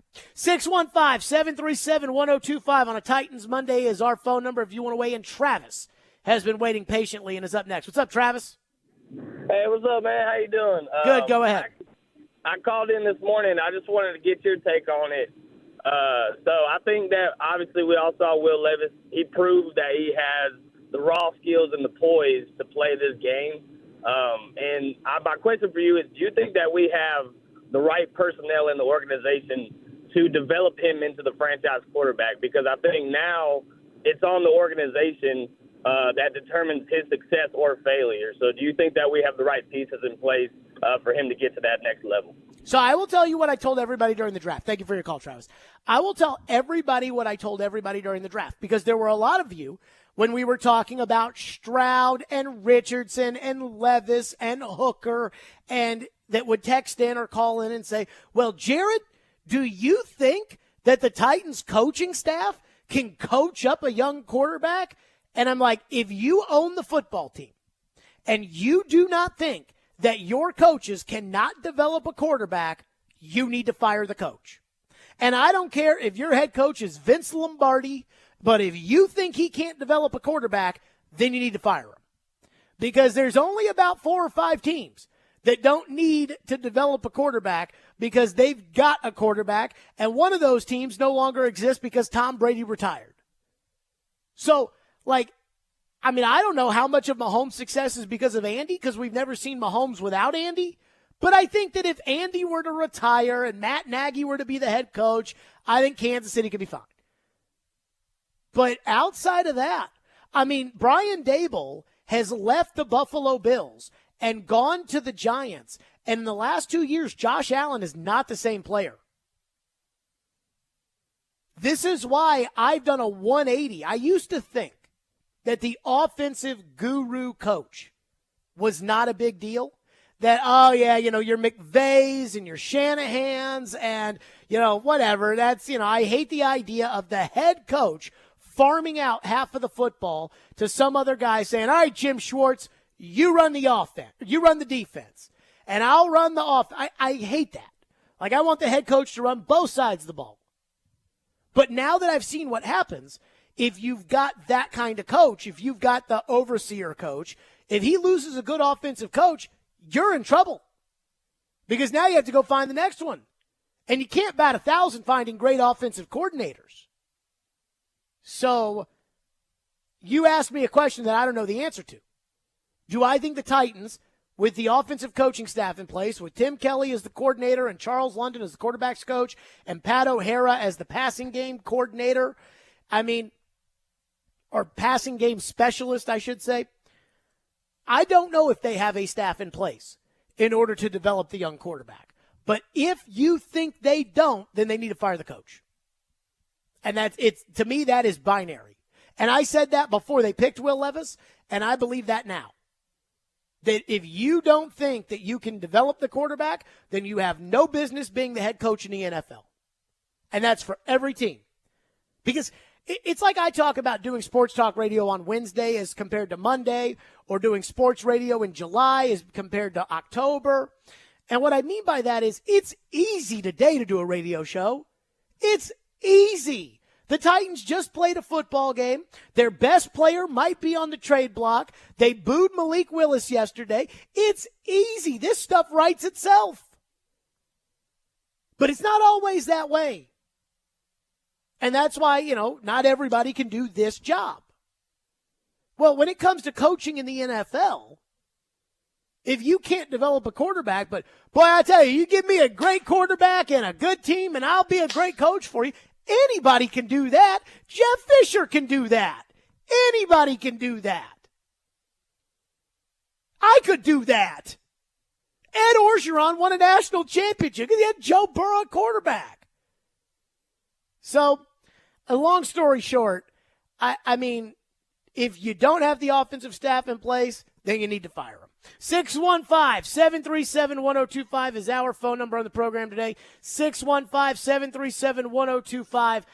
I have good reason to not get too worked up about Will Levis's incredible debut yesterday.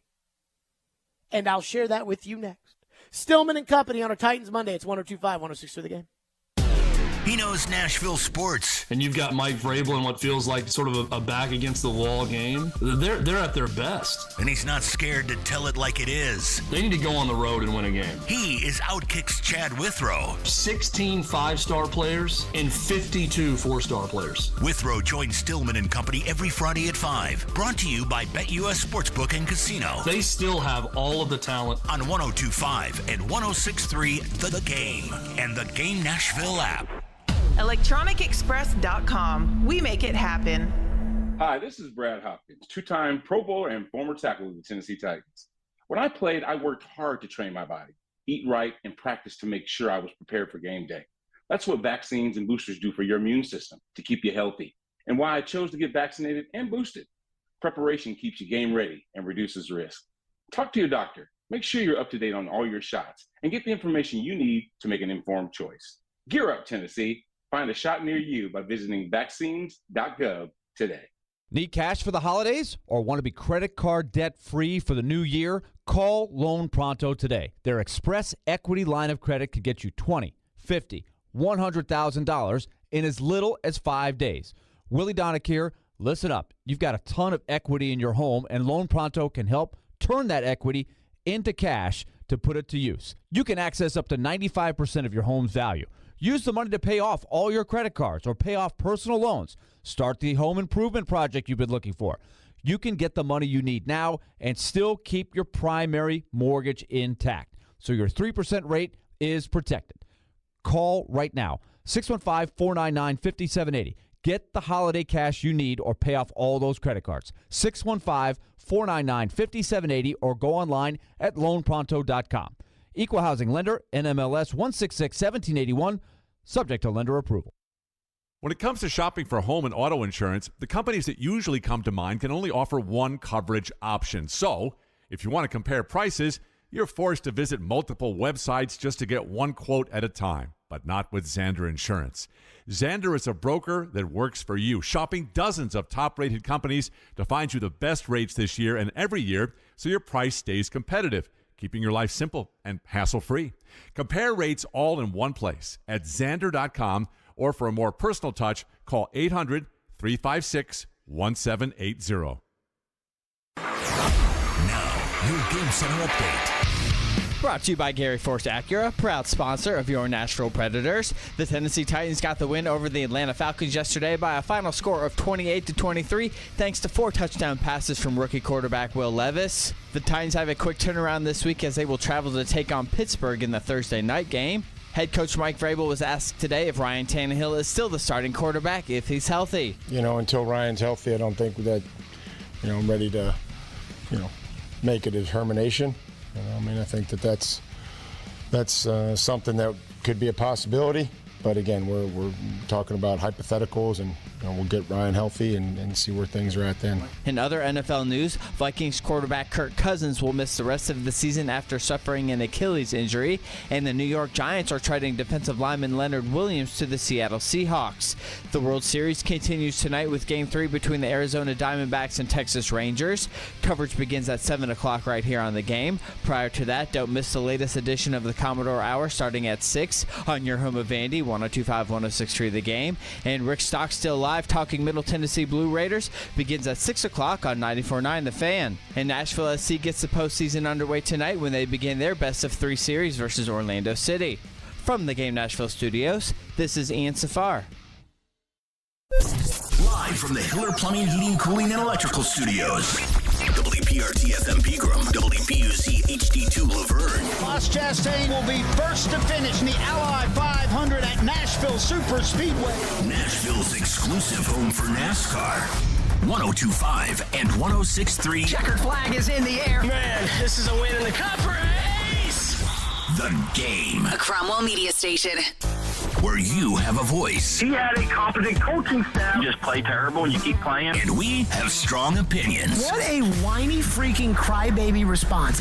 This is Stillman and Company with Jared Stillman on Nashville's best sports talk, 102.5 and 106.3 The Game and the Game Nashville app. Stillman and Company, 102.5, 106.3 The Game. Streaming live on Twitter, Twitch, YouTube, and Facebook Live. Live from the Hiller Plumbing, Heating, Cooling, and Electrical Studios on a Fireball Happy Friday.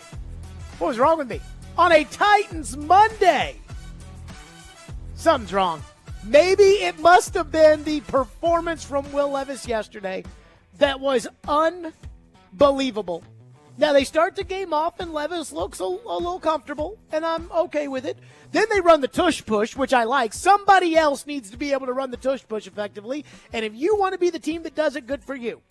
Then they take him out. They run that stupid play with Malik. It doesn't work. They snap the ball over the head, and, so on and so forth. Then Levis goes back out there, and Levis looks fine.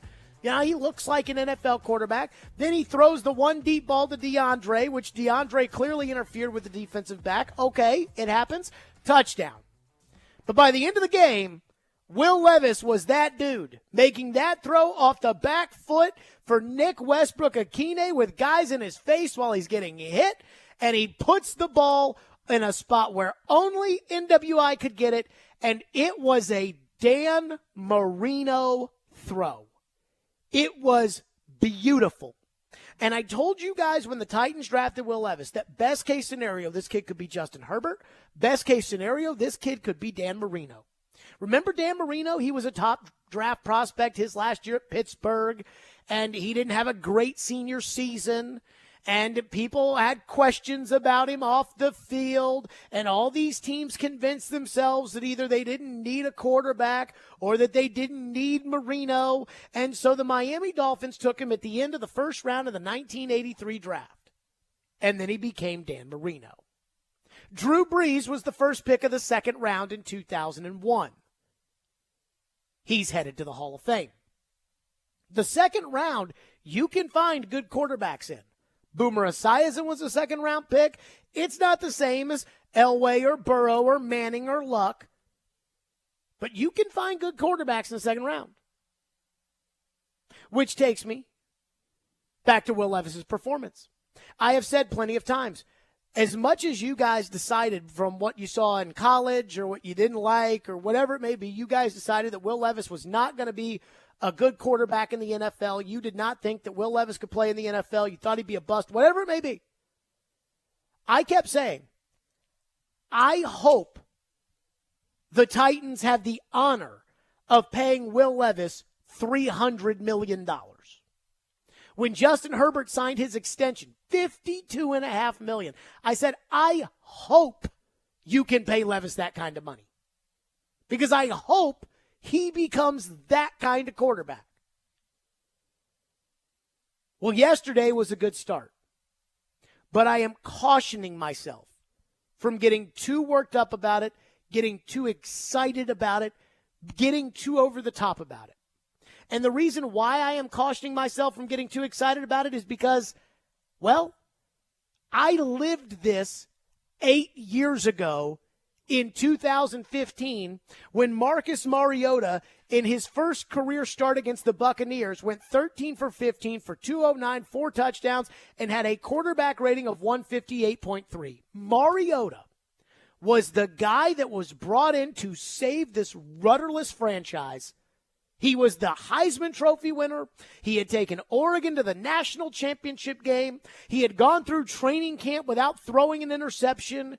He was the golden child. The day they drafted him, there was a giant ad in the newspaper with Mariota's face on it saying, buy season tickets. There were billboards up, buy season tickets. You go to their website, pop-up ad, buy season tickets to see Marcus. And he delivered in that first game against Tampa Bay. And I knew that people were going, well, it's one game, you should wait. And me at the age of 25 years old, I didn't want to hear that. I did not want to hear that. And this was me 8 years ago when I was a little younger, had a little bit more hair, was a little less wise. Here's what I said. There's a lot of people out there, and I've been hearing it over and over again, who are telling you not to buy the hype. That are telling you it's just one game, and Tampa plays a Tampa 2, and they're not that good. And yes, Tampa stinks. I agree. But I'm going to tell you this. Buy the hype. That kid is for real. And I thought it from the first practice I went to, because I did not think the Tennessee Titans should have drafted Marcus Mariota in May. I was sitting here in the same a-hole chair and said, why are they doing this to us? Thank God they didn't listen to me for that. Because to be completely honest with you, Marcus Mariota is the best rookie quarterback I have ever seen, ever. That's better than Manning. Brady didn't even play as a rookie. Neither did Aaron Rodgers. This kid looks like a wily veteran. He knows what he's doing out there. He sees the field. He is accurate. He's got a great arm. He is the difference. So I lived that. I lived that in 2015. I wanted to believe it. And I remember thinking after that first game against the Buccaneers, why not us? Why can't the Titans have the next Tom Brady, the next Aaron Rodgers, the next Peyton Manning? Why can't the Titans have the next great quarterback? Why can't it be them? Look at Marcus. He's done everything right. He's had a great college career. He's got the size. He's got the, trying to think like the intangibles of how he carries himself. He just oozes quarterback and success. And why can't they have the next Drew Brees? And then Mariota went out the next week and lost to Cleveland. Wasn't his fault. But I would argue, and I know many people would disagree with me on this, I would argue that the reason that Mariota wasn't a success here was equally as much a failure of the organization, which kept changing coaches on him, kept changing coordinators on him, kept changing offenses on him, as it was he not being good enough to be able to succeed. So 8 years ago, I took the cheese on that first start. And there were good things along the way with Mariota. There were. And we thought Mariota was a franchise guy. I'm not going to do the same thing again. I'm not. And I liked Levis coming out. I didn't love him. I loved Anthony Richardson. I liked Levis coming out. I still like Levis.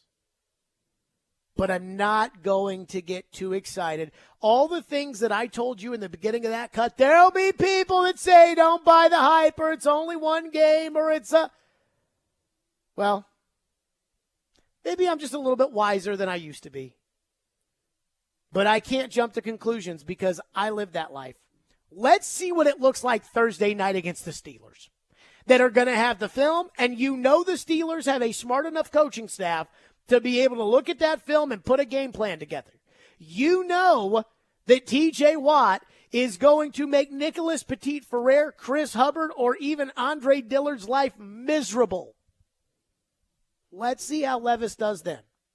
And again, if he has a bad performance like Fran Tarkenton did in his second start against the Cowboys, when he was 8 of 24 for 117 and 2 interceptions and went from a 148 quarterback rating to a 15 quarterback rating from week 1 to week 2, that doesn't mean that Levis can't be a good quarterback. Because I think Fran did okay. But let's just be a little cautious here. 615-737-1025. Let's run through some phones because I do want to get to this next topic. And want to start with a clean slate here. So Weston is up next on our show. Our phone lines on a Titans Monday are driven by WilsonCountyHyundai.com. What's up, Weston? Hey, Jared. Just wanted to think about this for a second because you're telling us not to buy the hype. So is it a good idea to trade Tannehill? And if you do trade him, is the Minnesota Vikings or the New York Jets a best trade partner? I want to hear your thoughts on that. Thanks. So I do not care who they trade to between Minnesota or the Jets or Atlanta or anybody else. I want a third-round pick this year and a third-round pick next year with the condition that it goes to a second if he wins a playoff game or re-signs with that team. That's what I want. And you've got to eat the money, which you should be okay with. You've got to eat the money on Tannehill. That's what I want. If I don't get it, I'm not interested in trading Tannehill. It's binary to me. I don't care if it's the Jacksonville Jags that call. If they're offering a third and a third next year with the condition to go to a second, you've got Ryan Tannehill. That's it for me. That's my price. Take it or leave it. Cedric is up next here on the program. Thank you for waiting. What's up, Cedric?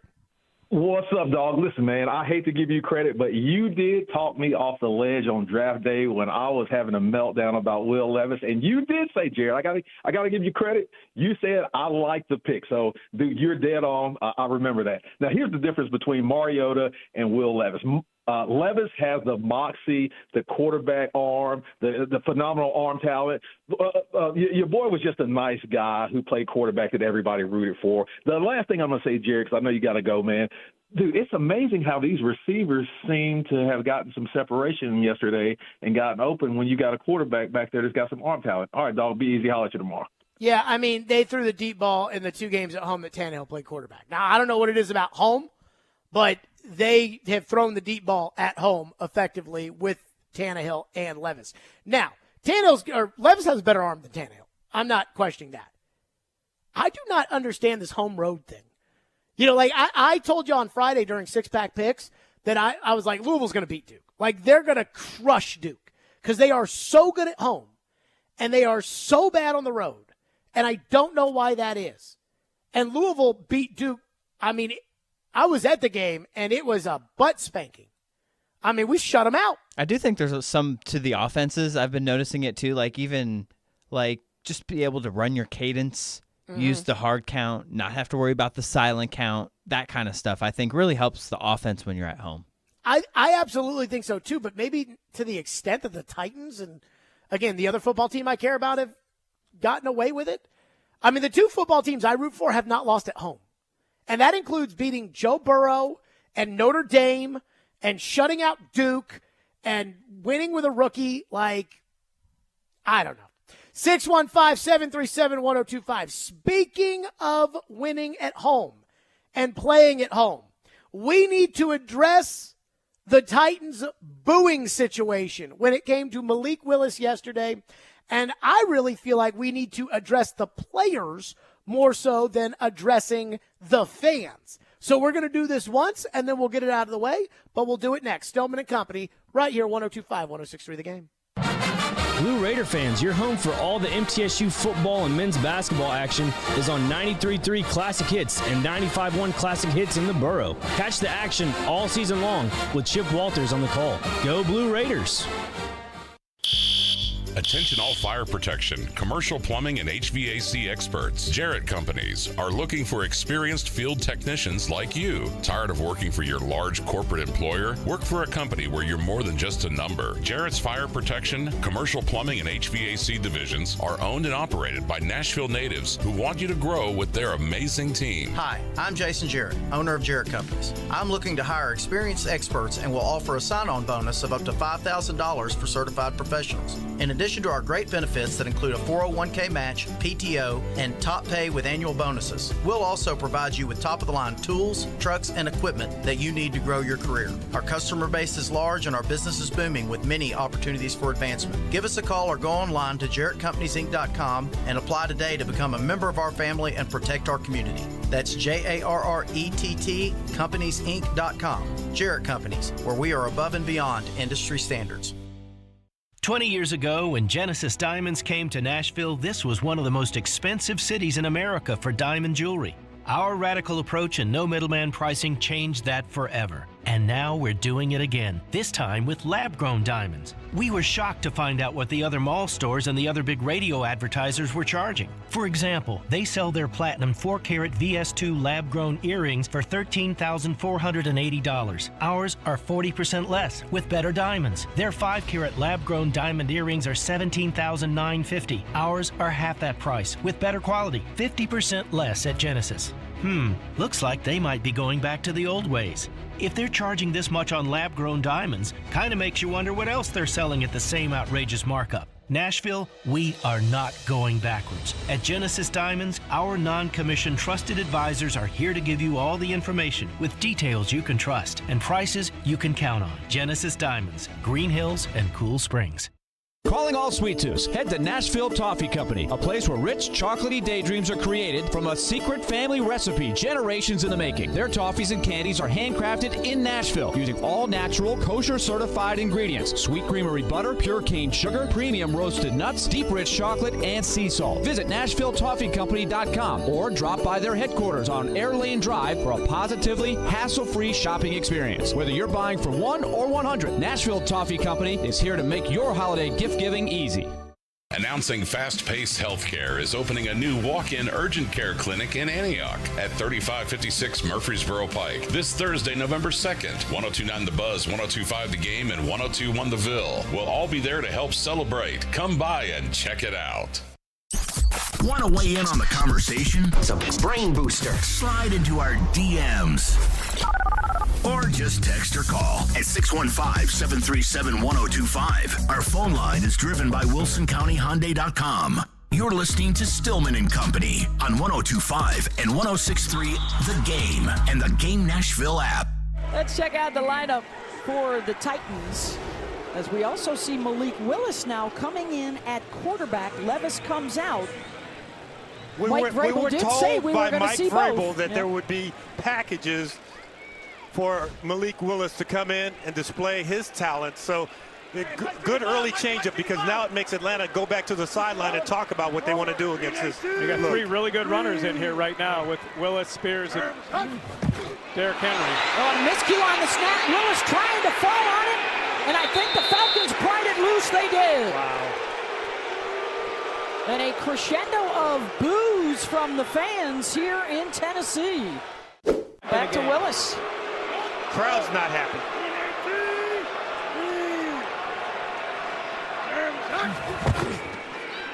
He's going to keep. Pushes his way down to about the 16-yard line. So interesting development here. The crowd, some of them were booing. Others were trying to keep it quiet for the offense. Well, I think when your young quarterback, Will Levis, is playing really well and have been effective, even if you had some plays going in and some things that you wanted to do with Malik Willis, allow him to stay in and stay in rhythm and keep running this offense. Well, Beth, I think the fans are upset about the fact that they took out the good quarterback and put in the bad quarterback, and that the fans have seen enough of the bad quarterback and would probably like them to not put in the bad quarterback. That's what I'd say. So yesterday, the Titans put Malik Willis out there because Vrabel said, we're going to run, but we're going to play both quarterbacks, Ian Rappaport.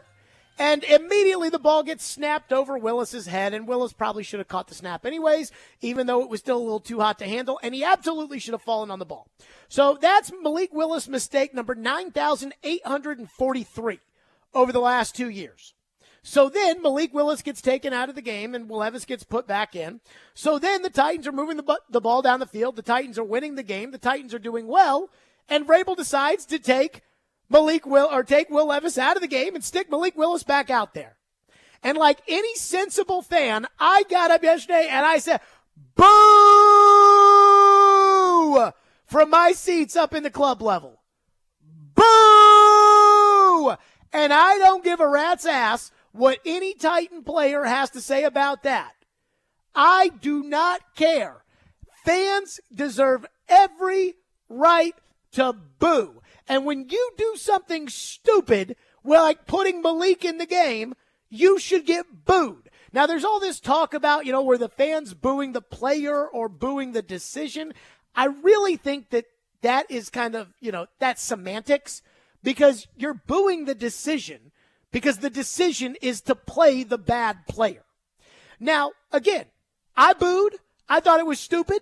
I think Vrabel lucked out that Taylor Heineke didn't play the entire game and that he just played the second half, because if they had lost, especially if they had scored a touchdown, how much would we be talking about the 3 points of the ball that got snapped over Malik's head? But more importantly, the Titans decided to make this an issue yesterday after the game. Because when you win in the NFL, all the little things that you don't do right, like the fact that Chig can't catch, all the little things just kind of get forgotten. It's like, who cares? We won. And I wasn't even thinking at all about Malik getting booed until the media started tweeting out Will Levis's press conference, where Will Levis brought it up, starting quarterback, 4 touchdowns, third guy in NFL history to do that, and he decides at 24 years old or 25, whatever he is now, he's decided he's going to get up on the soapbox and he's going to lecture the Titan fans. It was kind of at a crossroads, Will, and really kind of needed a spark and something to build on. I'm pleased of you to be the guy to come in and offer that, and now something maybe to build on going forward. Yeah, no, I mean, I'm just one of 11. I mean, there's a lot of guys that did their jobs today that won us that game. I mean, 7 being one of them, Malik. Really, that left a sour taste in all of our mouths when we were hearing those boos when he was coming on the field. And we got to know that he's going to be a big part of us going forward to win games. So let's just come correct next time as fans and treat him correctly. Shut the hell up. Don't you tell the fans what to do. Let's come correct next time. How about you worry about TJ Watt on Thursday night? How about you worry about the Steelers? And instead of telling fans, let's come correct this week. Shut up. You've been playing quarterback for 1 game. We, as Titan fans, have had to live through last season Sunday Night Football on the road at Kansas City with Malik in the game. You didn't have to live through that. We did. So I don't want to have to hear what Will Levis has to say to the Titan fans. Just shut your mouth and play football. So that's the first thing. The second thing is the fans are entitled to boo. If you drop a pass, they're allowed to boo. If you miss a kick, they're allowed to boo. Fans are entitled to boo, and it comes with the price of admission to the game. You're not allowed to run on the field. You're not allowed to throw things on the field. You're not allowed to stick laser pointers in the players' eyes. You're not allowed to do a lot of things. So the one thing you are allowed to do is you're allowed to boo. And if you don't want people to boo, then what you should do is not allow fans to the game. If you don't allow fans to the game, then you don't have to worry about it. My guess is you want fans at the game. Secondly, the Titan fans have every right to boo this decision and this situation because it was a stupid decision. It was stupid for Vrabel to say during the week, we're going to play 2 quarterbacks. It was stupid for Vrabel to take whatever practice reps that they took that should have gone to Will Levis preparing for his first start in the NFL and given them to run the Malik packages. It was stupid. And then immediately when they fumbled the snap, the fans booed. Then Will Levis is moving the ball down the field. Fans like what they see. Whoa, we got to get Malik in the game. This is not the Little League World Series where every kid has to play, even the fat kid. This is the NFL. And so when you do stupid things, which the Titans have done plenty of, like playing a 270-pound center that can't snap and giving him $4.3 million, or drafting a guard with the 11th overall pick and not letting him play tackle, or whatever it may be, the only thing the Titan fans can do to tell you how disappointed they are in the stupidity of what it is you're doing is to boo. And it was stupid what Vrabel did, and you know it was stupid what Vrabel did. And third, I understand Will Levis wants to, look like he's standing up for his guy. But a fight with the fans is something that nobody should ever bring on. It's never a good idea. Don't go there. Don't go after the fans. When the fans boo you, say, I have to play better. When the fans cheer you, say, this is a big part of what we do. Don't lecture the fans on what to do. And then finally, I think the fans were booing Vrabel. I can only speak for what I was booing, but when they ran Malik out there and boo! I was booing the fact that, why are you doing this? Which I think is more of a Vrabel thing than it is a Malik thing. And I think there was a lot of pent-up anger at that point towards Vrabel. And it's not just about Malik, but I think it was pent up towards the Kevin Byard trade and all these decisions the Titans have made lately that don't make any sense to any of us. That, he sits up there and crosses his arms and says, I know better. And I think Titan fans are sick and tired of it because up until that point, you won 2 of your last 13 games. Even going back to last year, this Todd Downing thing. I know better. We're gonna go with Todd Downing. Well, all you can do is boo him. I mean, that's all you got. Now, again, I do think it's kind of semantics when it comes to were they booing Malik or were they booing the decision to put Malik in or were they – because, again, the problem with the decision to put Malik in the game is that we don't think Malik's very good. And the problem with that is that, like, we're not stupid. Like, we have eyes. We watch the games. We know Malik's not good. So don't insult our intelligence. When it's like, well, I don't understand why you would boo. Did you watch last season? Did you watch the Ravens game? I did. So Levis wasn't the only one. DeAndre cried about it. Henry cried about it. But, like, go worry about the Steelers. You know, don't pick a fight after you win a game with the fans. Because I'm just going to tell all of you this right now. You can get up there at the press conference all you want, and you can tell the fans, come correct next time, or that didn't sit well with me, or I don't understand why they did it. You can say whatever you want to say. If they do that same thing again, guess what you're going to hear? Boo! So it's not going to change. So, I mean, if you want them to change, that's fine. But how about you come correct and worry about the things you're in charge of? And we'll worry about the things that we're in charge of.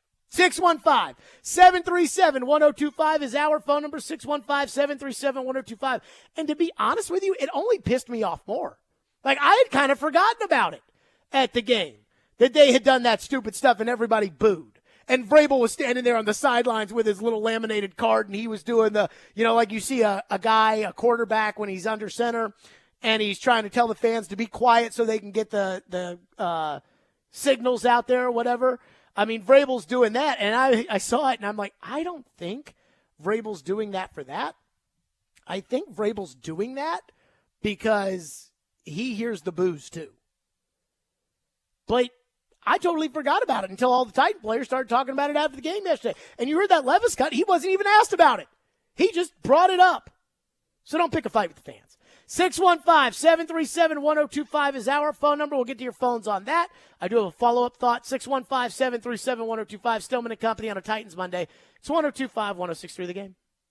Every day we are live and local. You need to give Ryan Tannehill a 2-year extension. There haven't been too many coaching changes for the Predators. And your source for Nashville sports. I think that's what the Titans need. Players who can score. We are Nashville's best sports talk. 102.5 and 106.3 The Game and the Game Nashville app.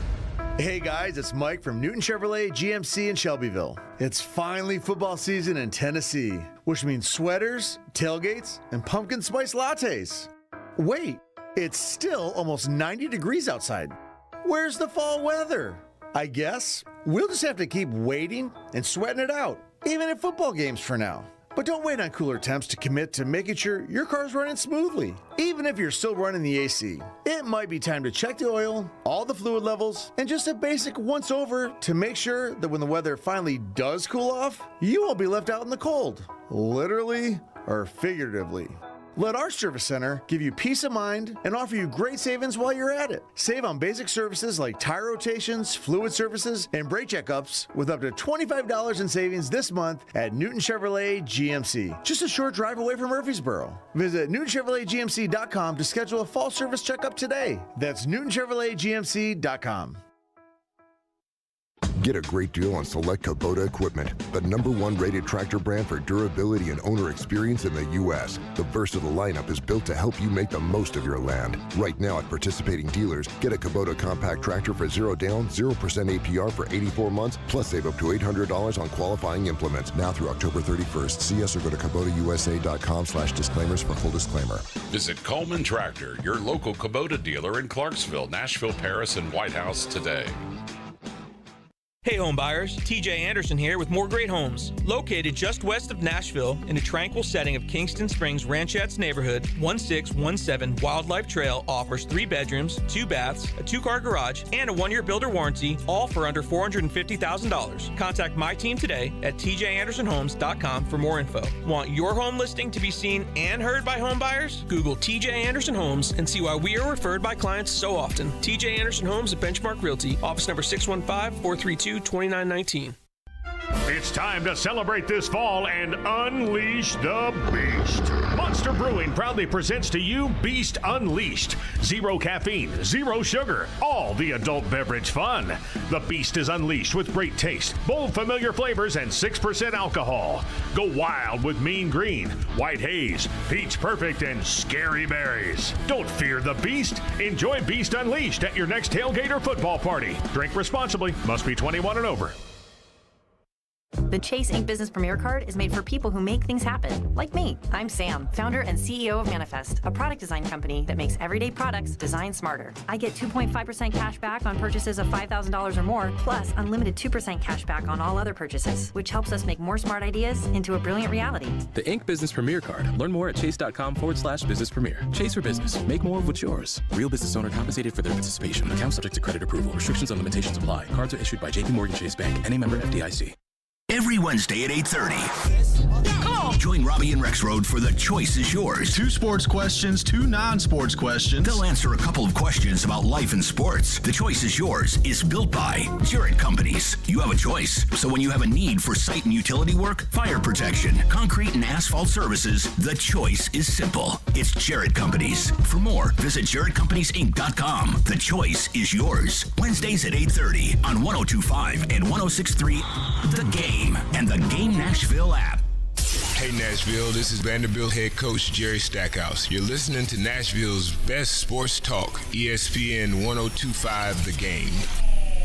Well, I was in the game and we were going for us. I'm like, what they booing about? And I'm looking around, and then until I seen Malik go out and Will come in, and I realized, I'm like, they booing Malik. I mean, he's a part of the team. He was drafted here. He's worked as hard as he can to make it to this point, and will do anything he can to help this organization win. He's a great teammate. He works his tail off each and every day to be ready and to come in and make plays, and that's all he's trying to do. I understand. Fans are frustrated, when we lose and it's not going the way we all planned. But, we all frustrated. And nobody wants to win, more than we do as players, because we the one out there and, trying to do the best we can to showcase and go out there and win games and, have the fans in it. And, it's like, we're all a family. So, it doesn't help, being booed, when you're just trying to go in there and make a play. And I'm sure, since the kid's been his dream to come play in the NFL and for his organization, I just feel like, that ain't needed, for somebody that's just coming in to help us win. And Malik's a great kid and a great person, and, he'll do anything to help this organization win. There you go. That was Derrick Henry yesterday. Ian, how long was that cut from Derrick Henry? 1 minute, 23 seconds. What would you say the average Derrick Henry cut is? Average? Yeah, because like Barry Trotz, that's below Barry Trotz's average of how long, a Barry Trotz cut is. But Derrick Henry, it's usually, really motivated for the game this week. I try hard every week. I'd say really an average excited. press conference answer from Henry that we usually cut is like 30 seconds. Maybe. 30 seconds. So Derrick went for almost triple what he does to sit there and back Malik Willis. Can I just say this as somebody who got booed at Bridgestone Arena a couple years ago? But were all the other shows defending me the way that the Titans defended Malik Willis getting booed yesterday? Like, was the morning show, hey, how dare you fans at Bridgestone Arena boo Jared Stillman? I don't think they were. I don't think the midday show was. And I know Floyd wasn't finger-wagging the fans for booing me. I mean, I remember sitting up there, they singing, please welcome from Jared to the GM, Jared Stillman. And I got my hand in the air waving, and all I hear, boo! And I'm just sitting there saying, oh, my God, oh, my God. And so then afterwards, our old boss at the time, Jana Hampton, the GM, she was like, you like that, right? I was like, no. I want my entire home arena to say, Jared, Jared, Jared. But I understand why it's not. And I can live with it. Not the end of the world. And yet, here's Derrick Henry, who's like, I mean, nobody tries harder than Malik. I mean, it's his dream to play in the NFL. It's like, dude, be softer. And so for the Titans to get all mad at the fans, to me, this was a non-story until the Titans players decided to make a big deal about it yesterday. But for the Titans players to be sitting there and talking about, this is his dream to play here. And, I mean, Derrick Henry's like, I don't understand why they're booing. I mean, we were winning. Dude, it was 7-3, and they had 3 because you ran that play with Malik. That's why they were booing. If you don't understand why they're booing, then either you're being disingenuous and you're trying to act like, well, I mean, that's no reason to boo. I know we've sucked for the last year, and I know that Malik has been a big part of that stinking, but I don't understand why you'd boo that, and you're lying, or you're stupid. And I don't think Derrick Henry is stupid. And so, I mean, be softer, guys. Could you imagine? This is Nashville, Tennessee. Could you imagine what it's like in New England, Philadelphia, New York? Try that stuff there. Call Zach Wilson and ask him how the fans have treated him over the last 3 years. I'm sure it was his dream to be in the NFL. I'm sure he's trying as hard as he can. Guess what? This is pro sports, babe. This is the NFL. And yesterday, when the media tried to clarify for Derrick, hey, they're probably booing Vrabel's decision to put him in the game. Derrick's acting like we're all stupid, and it's like, well, I don't understand how you could be upset about it. Play the cut. They weren't booing him necessarily, but booing the decision. What decision? Because he got 4 yards on that play. What decision? So it took Will out. To take Will out to put him in is kind of what the other side's saying. Yeah, I know. I mean, Will wasn't done. I mean, I think Coach put it out there. They both were going to play. So I think everybody should have been anticipating that, either way it goes. And, and I feel like on that play, it was a positive play, and Malik got what he could out of that play. And I feel like I just don't feel like there was no need of booing. Now, if we was getting whooped and they were just going crazy on us, we weren't doing anything, then I understand that. But it was – we were moving forward. Everything was positive. Can't they be upset at his previous play where he couldn't handle a snap and couldn't fall on it? I mean, everybody's entitled to how they want to feel, but at the same time, if everything's going in a great way, I don't feel like there's no need of booing. We understand that they're frustrated, and we want to do everything we can to get this thing going the right way. Like I said before, I mean, Malik wants to win just as bad as anybody on this team and this organization and the fan base as well. Derrick realized he was going down a path he didn't want to go. He realized, I'm going to stick up for Malik, and then it was, they were booing the decision more than they were booing the player, and he's like, well, why would they boo that? I mean, Coach said during the week that he was going to play both guys. Because, Derrick, unlike you, we don't work for the coach, and so we don't think that everything he says is gospel, and we think the idea of rotating quarterbacks is stupid. That's why we booed it. And then it's like, well, I mean, it'd be one thing if we were getting beat, but, we were winning, so why would you boo that? Because we felt like doing that gave you a lesser chance to win. Are we not allowed to boo decisions that we think are going to be bad? We're only allowed to boo the bad ones? Because I've been in this business for so long that I can't tell you the amount of times that I've had a coach get up at a podium and say something along the lines of, well, if that play would have worked, you would have called me a genius. So, don't be mad at me for the play call that got us beat, because if the play worked, then I would have been a genius. And it's like, okay, well, this was stupid. We know it was stupid. You decided to run it. We see you doing it. We don't want you to do it anymore, so all we can do is boo. And I got to love DeAndre. Ian, do we have DeAndre's cut in there? Of DeAndre, finger wagging at the fans? Yep. So It's amazing. The best part, you got to listen to the very beginning of this cut. You can hear Robbie Bourne, the PR director of the Titans, say last one. So instead of Derek, who, kind of got into that back and forth with the fans on the Malik thing, or with the media on the Malik thing, DeAndre waits until it's time to mic drop, and then he drops his in there. Jump ball down the sideline like the first touchdown. Is there anything going through your head, or is it kind of muscle memory at this point when you have those situations? Just catch the ball and, try to stay in bounds, especially against a physical DB today. Just, trying to come down with the ball and build confidence for the quarterback. And, for the Titans fans, us in the locker room, we don't appreciate the boos for Malik. That's very unfair. He's on this team and, he's part of us, and what we do. So, just definitely it's, not something I expected coming here, and I don't think that's very fair for Malik. I mean, he just waited till the very, very end. It was like, hey, by the way, for the fans out there, we don't appreciate it. Well, guess what? I don't appreciate going to the game to watch you take the good quarterback out to put the bad quarterback in. So it goes both ways. And I just think it's so soft. I just think it's so embarrassing. Like for Derrick Henry, a guy I would never call soft in my life, for Derrick Henry to be, well, he's trying his best. Dude, go to Philadelphia, try that out. See what happens. Oh, my goodness. God, it's so embarrassing.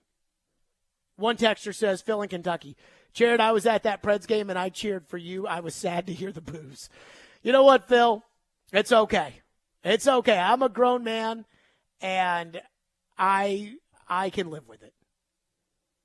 Oh, boy, I tell you, the text line is not happy at these Titan fans. John in Hendersonville says, why are we taking a fabulous win and fabulous quarterback performance and throwing negativity into it? They put Malik in. So what?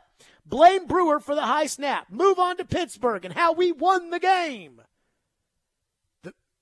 Ian, you know why we're bringing it up, right? Why is that? Because they brought it up. You're saying to me, hey, why are we bringing up this negativity? Play the Levis cut, where you listen to Kaharski's question, and you ask yourself, is Paul asking about the fans booing Malik Willis? It was kind of at a crossroads, Will, and really kind of needed a spark and something to build on. I'm pleased with you to be the guy to come in and offer that, and now something maybe to build on going forward. Yeah, no, I'm just one of 11. There's a lot of guys that did their jobs today that won us that game. 7 being one of them. No, he did not. Really, that left a sour taste in all of our mouths when we were hearing those boos when he was coming on the field. And we got to know that he's going to be a big part of us going forward to win games. So let's just come correct next time as fans and treat him correctly. Hey, I know I'm only 25 years old. I've been in the NFL for 5 minutes. But you fans who've been coming for 25 years need to start acting correct now. There's a new sheriff in town. He's going to tell the fans how to act. And so when you say, why are we bringing negativity into this? They brought it. They brought it up. Paul's question had nothing to do with that. 615-737-1025. I promise we'll get to some of your phones. Plus, Vrabel was asked about the booing today, and I actually thought Vrabel gave an incredibly well-thought-out answer. We'll do that next. Stillman & Company. 102.5, 106.3 The Game. Vanderbilt football lives here. This Saturday, it's Reunion Weekend as Vanderbilt football takes on Auburn at First Bank Stadium. Kickoff at 3, pregame coverage at 1:30. Your home for the Commodores is 94.9 The Fan and the Fan app. Twin Peaks is the best in the game. Here, you're in the red zone for every college rivalry and divisional matchup all season long. On game day, you never have to decide which teams to watch, only what combination of bites, burgers, wings, and more to order. Plus, where else are your favorite draft beers always poured at a frozen 29 degrees? Only at Twin Peaks, the #1 sports bar. Stick around after the sun sets. Twin Peaks is open really late. Wind down with bourbon and late night bites. Only at Twin Peaks. It's football season, and with a game every week, there's no better time to make the switch to Zen Sports. When you sign up to Zen Sports with code DMASON, that's DMASON, you will earn a welcome bonus that gives you 5% cash back on your total betting volume for your first 15 days of betting. Download today on the App Store or at zensports.com. Gambling problems, call 1-800-889-9789. Terms and conditions apply. Must be 21 years or older to bet here in Tennessee. Hey, it's John Tesh. We've all felt the impact of inflation on everything from food to housing to gas. But most people don't realize the cost of your home and auto insurance is also likely to go up. With the rising cost of building materials, car parts, and labor, even the insurance companies are taking a hit, which means you will too. So if you're working with a company that only has one option and not a company that shops multiple carriers to find the best deal, you're wasting your money. It's why you should be working with Zander Insurance. They represent over 24 top insurance companies that are competing for your business, meaning you get the right home and auto coverage at the lowest prices this year and every year. And Zander's service can't be beat, I know from experience. Just check out their reviews. Saving money has to be a priority these days. Go to Zander.com or call 800-356-4282 and find out how much you can save. You'll see why over 500,000 families trust Zander. Nashville's Best Deals is a great place to save cash fast. Get up to half off or more on dining and entertainment at thegamenashville.com/deals. Check back often for new featured deals and save money now at thegamenashville.com/deals. What's for dinner? Burgers? After last week, no thanks. Avoiding foods due to fear of diarrhea, gas, bloating, stomach pain, or loose, oily stools? It may not be just stomach issues. It could be EPI, or exocrine pancreatic insufficiency. EPI can cause uncomfortable symptoms because it's a condition where the pancreas doesn't release enough digestive enzymes to break down food. But EPI can be managed. Use the symptom checker on identifyepi.com and talk to your doctor about your symptoms. That's identifyepi.com. Sponsored by AbbVie. Nashville's radio version of The Odd Couple. You would trade for the third pick? Yeah, I don't know that I would do that. Robbie Stanley and Joe Rexrode are Robbie and Rexrode. I'm here for the discussion. I'm not. It's a good one. It's absurd. Robbie and Rexrode. Mornings from 6 to 9. Win the games. When they get in the playoff, they'll have a chance to. Presented by TJ Anderson Homes of Benchmark Realty on 102.5 and 106.3 The Game and the Game Nashville app. Strong opinions and a strong personality on your drive home. This is Stillman and Company on 102.5 and 106.3 The Game and the Game Nashville app. What's your feeling on fans' rights to boo? Well, one, we have great fans. One, they, I was a little curious, and coming off the bye, and maybe the uniforms helped and the alumni helped, but, I know when we play hard and we play physical and we look like we know what we're doing, and it's not sloppy. I mean, nobody is going to win every game in this league. You guys have all covered this league. It's a tough league to win in. We know that. But when we've played up to a certain level of standard that looks like it's football, right, and not disjointed and not just bad football, right, lack of a better term, that our fans are there, they're cheering, they're loud on third down, they've helped us win, they've helped us at goal line stands, they've helped us on and on.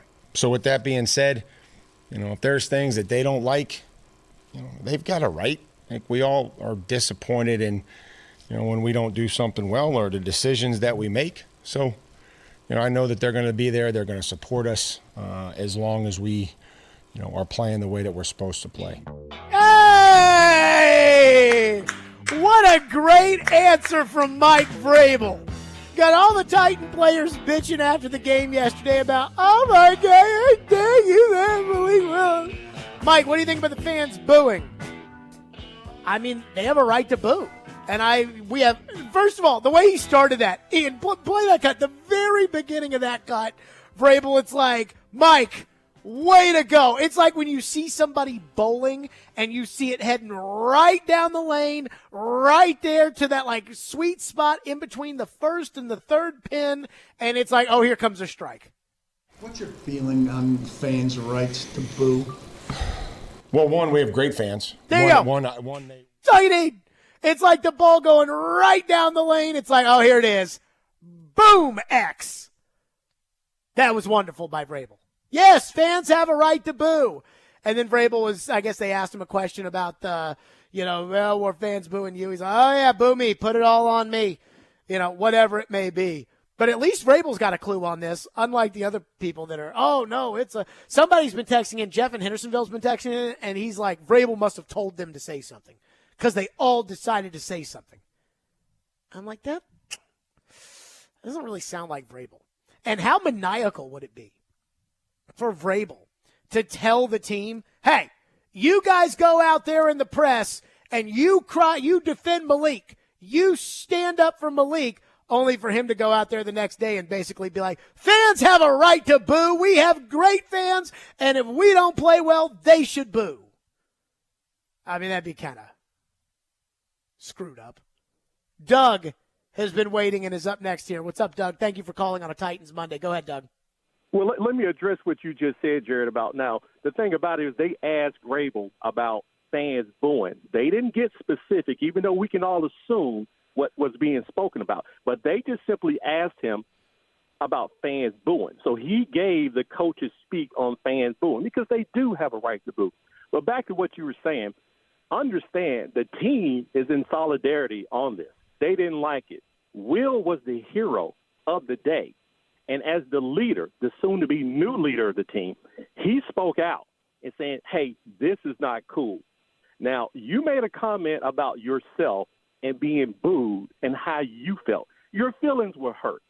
You didn't like it. Nashville, you wanted Nashville to embrace you. Well, yeah, but I mean, I think you're stretching kind of my description of it. I understood why they booed, and it wasn't like I couldn't sleep at night because they booed. I understand it. Truth hurts. We tell the truth. I was not like, my feelings were not, I mean, look, my feelings have been hurt plenty in my life. That was not an example of that. Well, I get that, but you made the comment because some of us wasn't aware of what happened to you at that hockey game. But back to Malik. Malik is a part of the team. The guys on the team embrace him. What it does on national TV, it makes Nashville look like a rookie market. Oh, stop! You think they don't boo in Philly? You think they don't boo in Boston? You think they don't boo in New York or Chicago? No, hear me out. They do boo, but everybody knew you booed that player at that moment. If the team had a first half that sucked, and if the crowd booed when they went in the locker room before halftime, that's one thing. You booed, and everybody knew you booed a player in the beginning, the early part of the game to show your dismay and your dislike for this player. No, it was for the stupidity of what they were doing. That's what was going on. And, Doug, I understand what you're saying. I appreciate your call. There have been 2 times that I can think of off the top of my head where I have booed the Titans at Nissan Stadium. That was one of them, and another time was Pac-Man Jones when I was in high school and my dad got mad at me. Those are the only 2 times that I can remember doing it. But again, like this idea, two thoughts here. One, the first thought of it makes us look like a rookie market, get out of here. Like the fact, what makes us look like a rookie market is when Jeff Fisher can coach himself off the hot seat by going 8-8 because he wins like 6 of the last 7 after losing all the games to start the season almost every other year. That's a rookie market. They don't put up with that in Philadelphia. The idea of like us booing, the Titans, that's ridiculous. The second thing here that is more important to me when it comes to Malik and everything else is, if I'm Malik, and this is just me, so I don't know how Malik feels, but this is how I feel. I would be embarrassed by everybody getting up there and lecturing the fans. That would embarrass me more than the being booed. Again, that's me.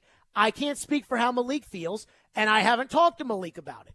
So maybe they did, and maybe it's different. But, I mean, it's like last week, people would text into the text line, and they're like, when I would say something about Vrabel or the Titans, and they're, you're just mad at Vrabel because he got on you at the press conference today. And I'm like, I'm not mad at Vrabel about that, and I'm not mad about that, but I'm mad at you texting in about it because I'm not mad about it. So now I'm frustrated with people accusing me of being mad about something I don't really care about. And that's how I would feel if I was Malik. Like one time Paul Kaharski came up to me on the sidelines, this was years ago, and just started ripping on me on the sidelines. And I was basically like, Paul, go away. And so Braden Gall comes up after Paul, ripped me on the sidelines or whatever. And he was like, it's okay. It's not a big deal. I said, it's fine. Yeah, it's great. Then about 20 minutes later, Braden Gall comes back to me. He's like, hey, that Paul's just being an ass because that's just how Paul is. I'm like, I do not care about what Paul said, but I do care about you talking about it. Just move on. And that's how I'd feel if I was Malik. 615-737-1025. Chad Withrow was against Will Levis before he was drafted as a Titan. He was totally against it when the Titans drafted Will Levis. He will join us for an emergency special reaction to Will Levis's performance yesterday. What do you make about that? The game, the booing, it's all on the table. Since, quite frankly, when he joins us on Friday, we'll have the Steeler game to react to as well. We'll do that next. Stillman and Company on a Titans Monday, 102.5, 106.3 The Game. We are Nashville's best sports talk, live and local from 6 a.m. to 6 p.m. When you want the national Hey. I got this. I'll take it from here. Okay, go ahead. Dying to hear this. We have the best national voices that you'll find anywhere. Who was more deserving of being thrown from their game? I'm odd, so I get the odd picks. They have a new coaching staff. It's not a bad scenario for them. We are 102.5 and 106.3 The Game. And 94.9 The Fan. ElectronicExpress.com. We make it happen. Time for the Press Report. Presented by Newton Nissan. The Nashville Predators faced the Toronto Maple Leafs, knowing that it was going to be a tough struggle against one of the best clubs in the National Hockey League, maybe the best overall talent, and the game was tied at 2, forcing an overtime period. And who was able to decide it but the team captain? Austin Matthews with the puck. Tried to flip it around Tommy Novak, who blocked it. Now Novak cutting to the net. The puck is dropped back for Roman Josi. He scores! Roman Josi in overtime. And the Predators beat the Toronto Maple Leafs here tonight, 3-2. That's the way to get your first goal of the year. Roman Josi gets his first of the year from Evangelista and Novak. Predators now head out on the road. All the best car deals in Smashville start at Newton Nissan. Visit them at Newton Nissan of Gallatin or Newton Nissan South in Shelbyville. This is Nashville's best sports talk. ESPN 102.5 The Game. Hey y'all, this is Ronte, and a little thing I love about the Chick-fil-A Honey Pepper Pimento Chicken Sandwich is the pimento cheese. I was like, go cheese, go pimento, go honey, go get it. Hi, this is Chantrice, and a little thing I love about the Chick-fil-A Honey Pepper Pimento Chicken Sandwich is the mild spiciness of the pickled jalapenos. No, it's the crispy chicken. Actually, I can't decide. It's the entire sandwich. Order the Honey Pepper Pimento Chicken Sandwich on the Chick-fil-A app today. Available for a limited time. Real Chick-fil-A guests paid for their testimonials. Our daughter Jessie loves playing detective. A clue. But since we discovered she has sensitive skin, we've been playing detective too. We thought the problem was our puppy. But it was actually our old detergent. Aha. So we switched to Tide Free and Gentle. Tide cleans better than the leading competitive free detergent, and it doesn't leave behind irritating residues. Plus, Tide Free and Gentle has no dyes or perfumes, so it's gentle on her skin. Case closed. If it's got to be clean, it's got to be Tide Free and Gentle. Get Black Friday deals earlier than ever at Electronic Express. Get the gifts you want and save up to 40% throughout the entire store. Beat the crowds and save on hundreds of 4K TVs, appliances, computers, and more. Plus, get up to 36 months free financing on items like an LG 86-inch 4K TV, now only $9.99. Or a Samsung laundry pair, only $5.99 each. Black Friday deals are here at Electronic Express. We make it happen. Live from the Hiller Plumbing, Heating, Cooling, and Electrical Studios. WPRT FM Pegram, WPUC HD2 Laverne. Broadcasting on Alexa. I appreciate that. And other smart speakers. 102.5 and 106.3. And a score! You can run different offenses. The doors on the board. Off the field, on the field. The Game. A Cromwell Media Station. Where you have a voice. He had a competent coaching staff. You just play terrible and you keep playing. And we have strong opinions. What a whiny freaking crybaby response. This is Stillman and Company with Jared Stillman on Nashville's best sports talk, 102.5 and 106.3 The Game and the Game Nashville app. Stillman and Company, 102.5, 106.3 The Game. Streaming live on Twitter, Twitch, YouTube, and Facebook Live from the Hiller Plumbing, Heating, Cooling, and Electrical Studios. So it is a Titans Monday. Titans winners yesterday against the Atlanta Falcons. And we've got a special edition, a special appearance by Chad Withrow from Outkick joining us on the program to react to that. Since, quite frankly, when he joins us on Friday, we'll have the Steeler game with Thursday Night Football in front of us. So, Chad, we have to start, of course, with Will Levis, which is you have been against Will Levis from day one. You did not think he would work in the NFL. You did not think the Titans should draft him. You did not think that the Titans, you have been. Did yesterday change your mind at all on Will Levis? Well, I was for the Titans playing Will Levis when Ryan Tannehill went down. So let's note that fact as well. Others were not. Others argued for 25 minutes with me on a Friday on this show about they needed to see what the kid had. And I was willing to give him an opportunity to go out there and prove it because that's what they needed to see because they drafted him to eventually be a franchise quarterback. And, Jared, when you draft a guy to be a franchise quarterback, what you don't do is wrap them in bubble tape and say our offensive line isn't that good and don't play them. And yesterday was a perfect example of why you don't do that. Will Levis was fantastic in this football game. I was blown away. Every bit of good footage that we would have seen of Will Levis in the draft process, I feel like was that game on display. Didn't see any of the bad, right? It's one game, but there was a lot of bad with Will Levis at Kentucky as well. Didn't really see any of that. We saw the arm talent.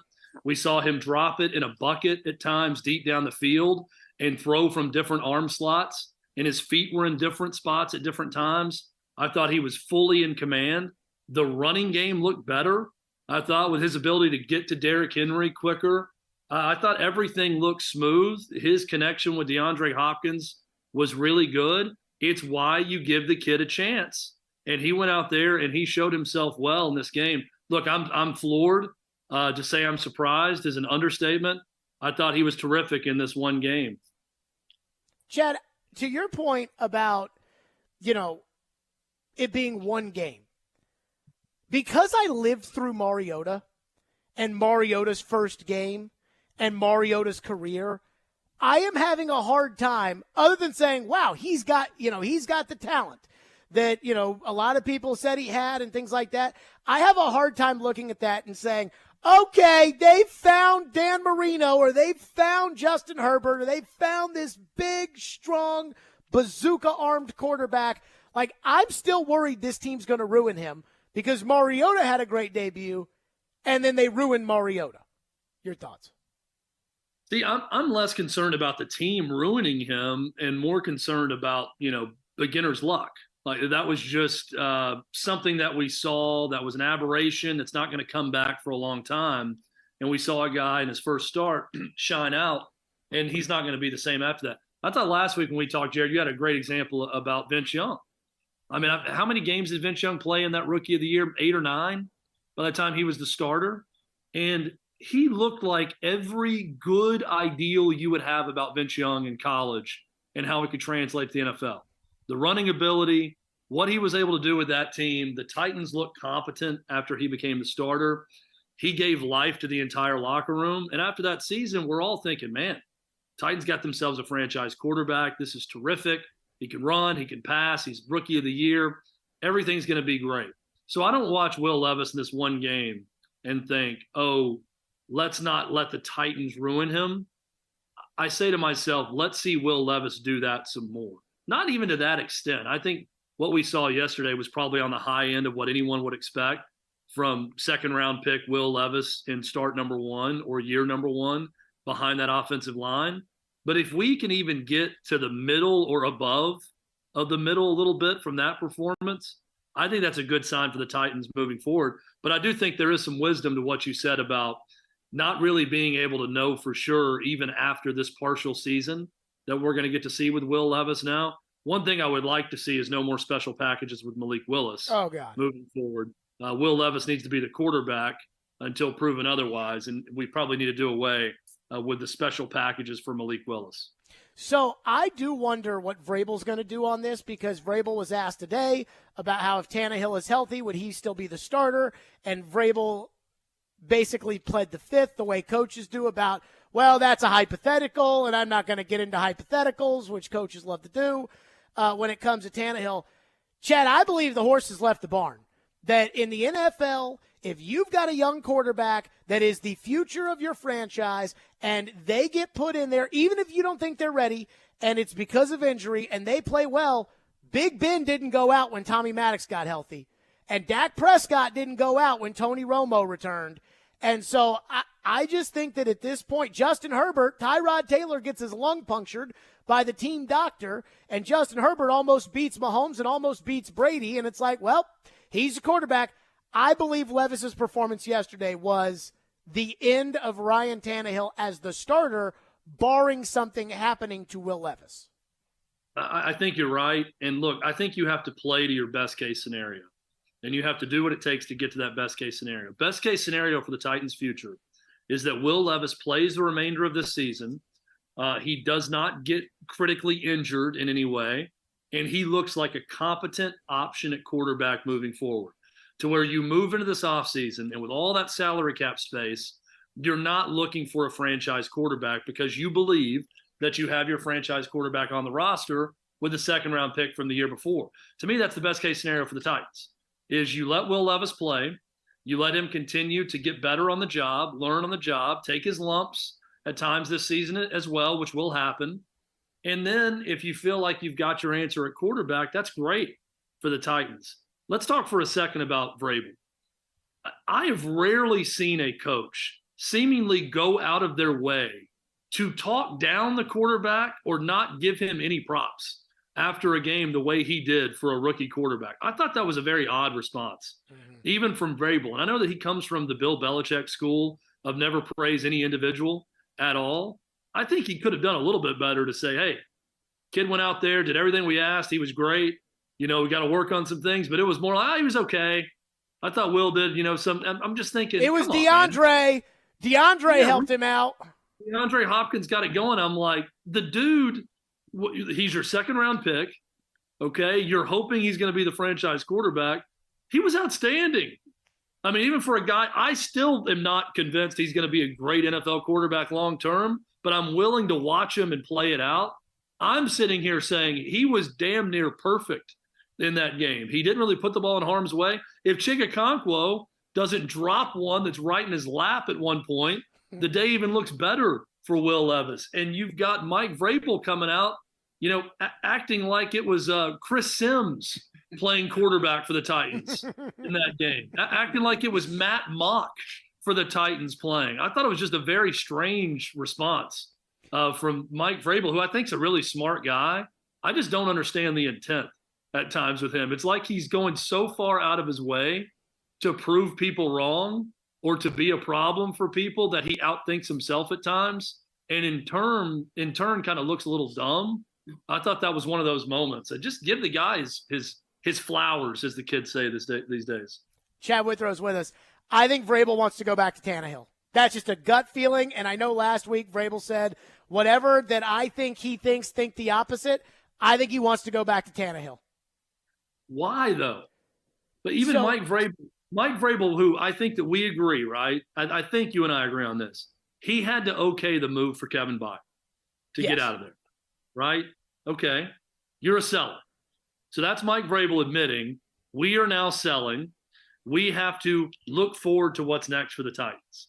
If you're trying to look forward to what's next and you want to be a coach of the Titans, you want to be in the NFL, why on earth do you want to go back to a guy who's not going to be here next year? Anyways, I don't, and especially a guy who's injured right now. And especially after the game Levis just played. He loves DeAndre Hopkins. We can agree on that too, right? Right. Brought him in. He was around him in Houston. Loves him. Who gets the ball to DeAndre Hopkins and gets him to the end zone? The dude that played yesterday. We had one game. He had 3 touchdowns. I sat DeAndre Hopkins on my fantasy team because I thought there was no chance that Will Levis was going to be better with DeAndre Hopkins than Ryan Tannehill. He threw the ball for 3 touchdowns to DeAndre Hopkins. I do not understand why Mike Vrabel would want to go back to Tannehill. The Titans must see what they have. It's that simple. They've got to see what they have in Will Levis, and they're 1 for 1. He was great in his debut. Let's see what he's got the rest of the way. This is not a playoff team. Play this season out. See what you got. You finally have something to be excited about with the future. Let's see it play out the rest of the way. They're in no universe should they go back to Ryan Tannehill at any point. In fact, they should be trying to trade him to the Vikings right now. Okay. So, by the way, I would give you bonus points if this were around the horn because you were able to talk about your fantasy football team on the radio and it not be like eye-priming guy talking about his fantasy football team. It was actually very interesting and on point with what we were talking about, bonus points there. You brought up the trade deadline. When it comes to Tannehill, I've said, because I think there's value in Tannehill being in the room with Levis and being the backup behind Levis. If something were to happen to Levis, Tannehill going in there, because I don't want to watch Malik play anymore.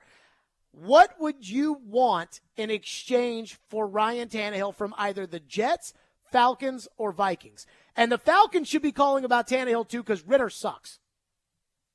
Man, I don't know. When I saw 5th and 6 for Kevin Byard, that didn't feel like and a player. That didn't feel like an adequate return for him. I'm awful with what they should get back. Here's what I want.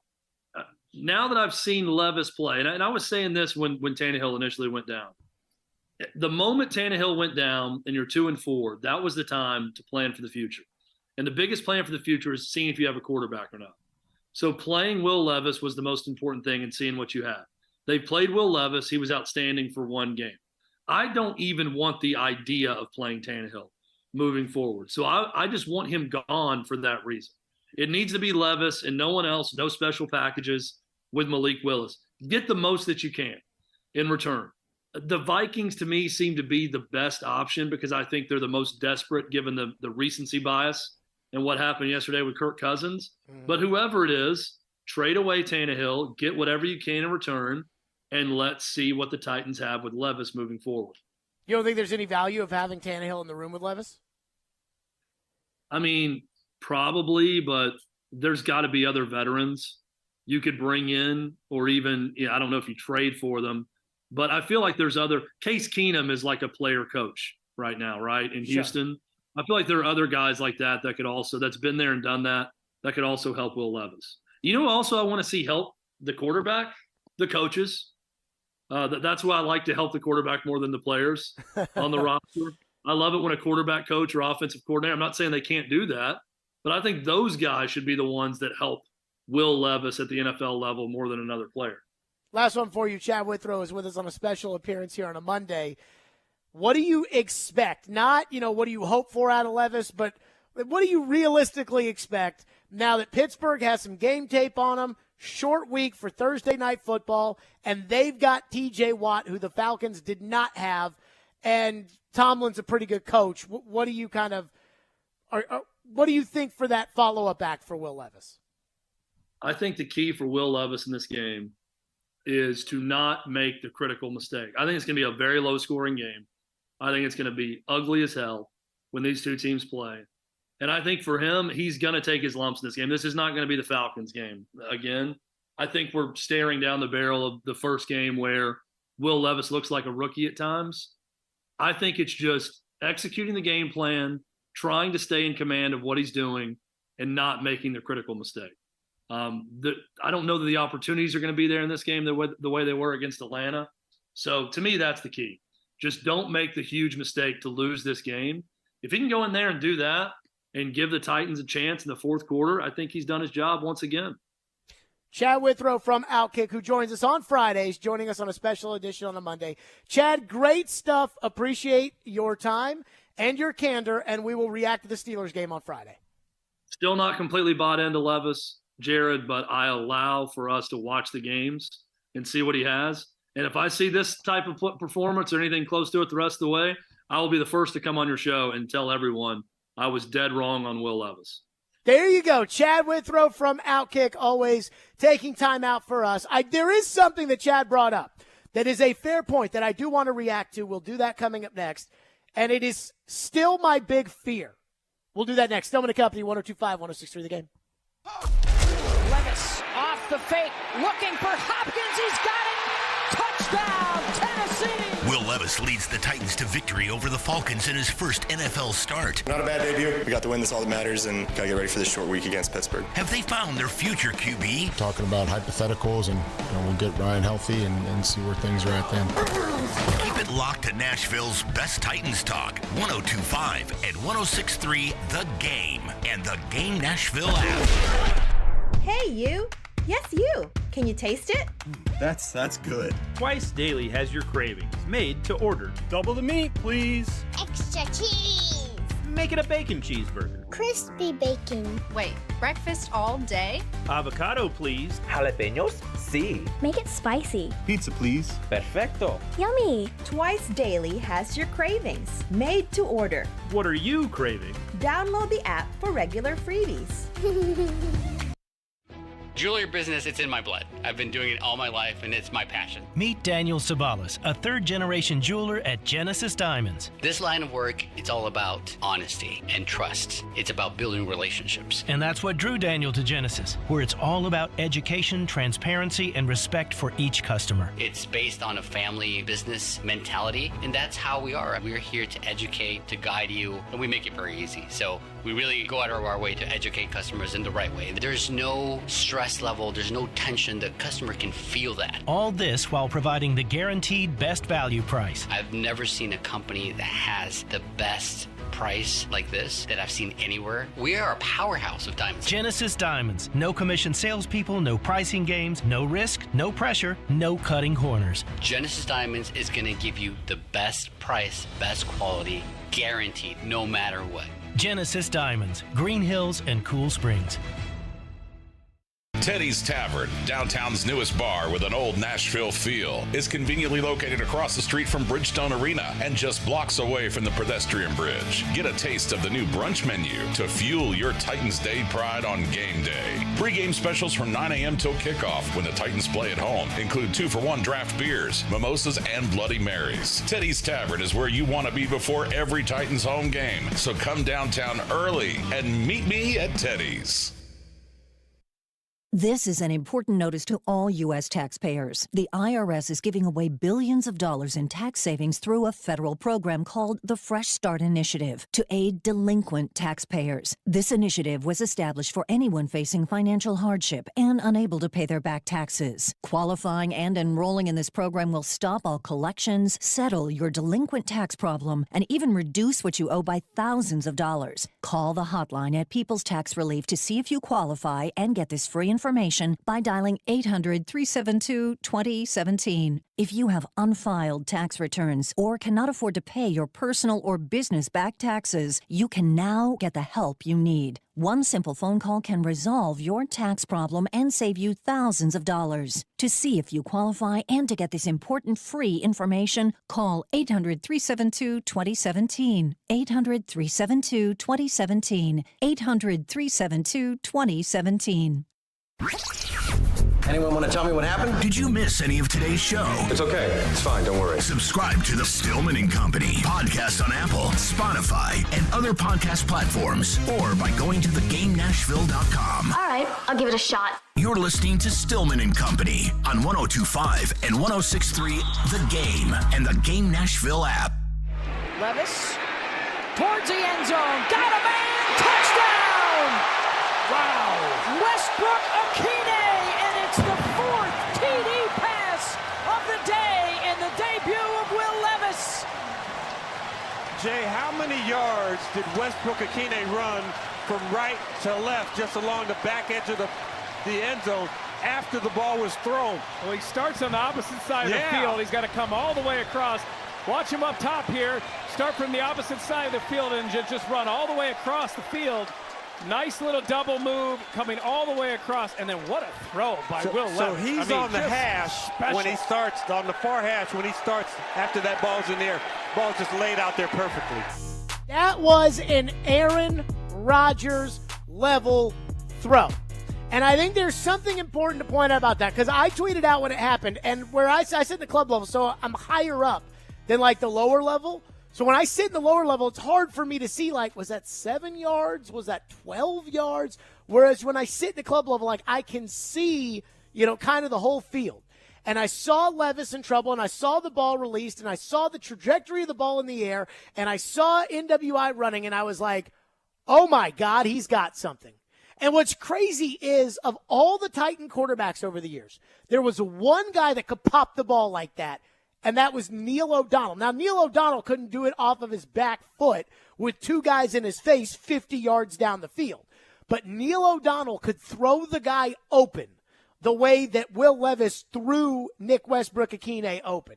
Like, that was a special throw. And I tweeted out when I saw it, I was like, oh my God, that was an Aaron Rodgers throw.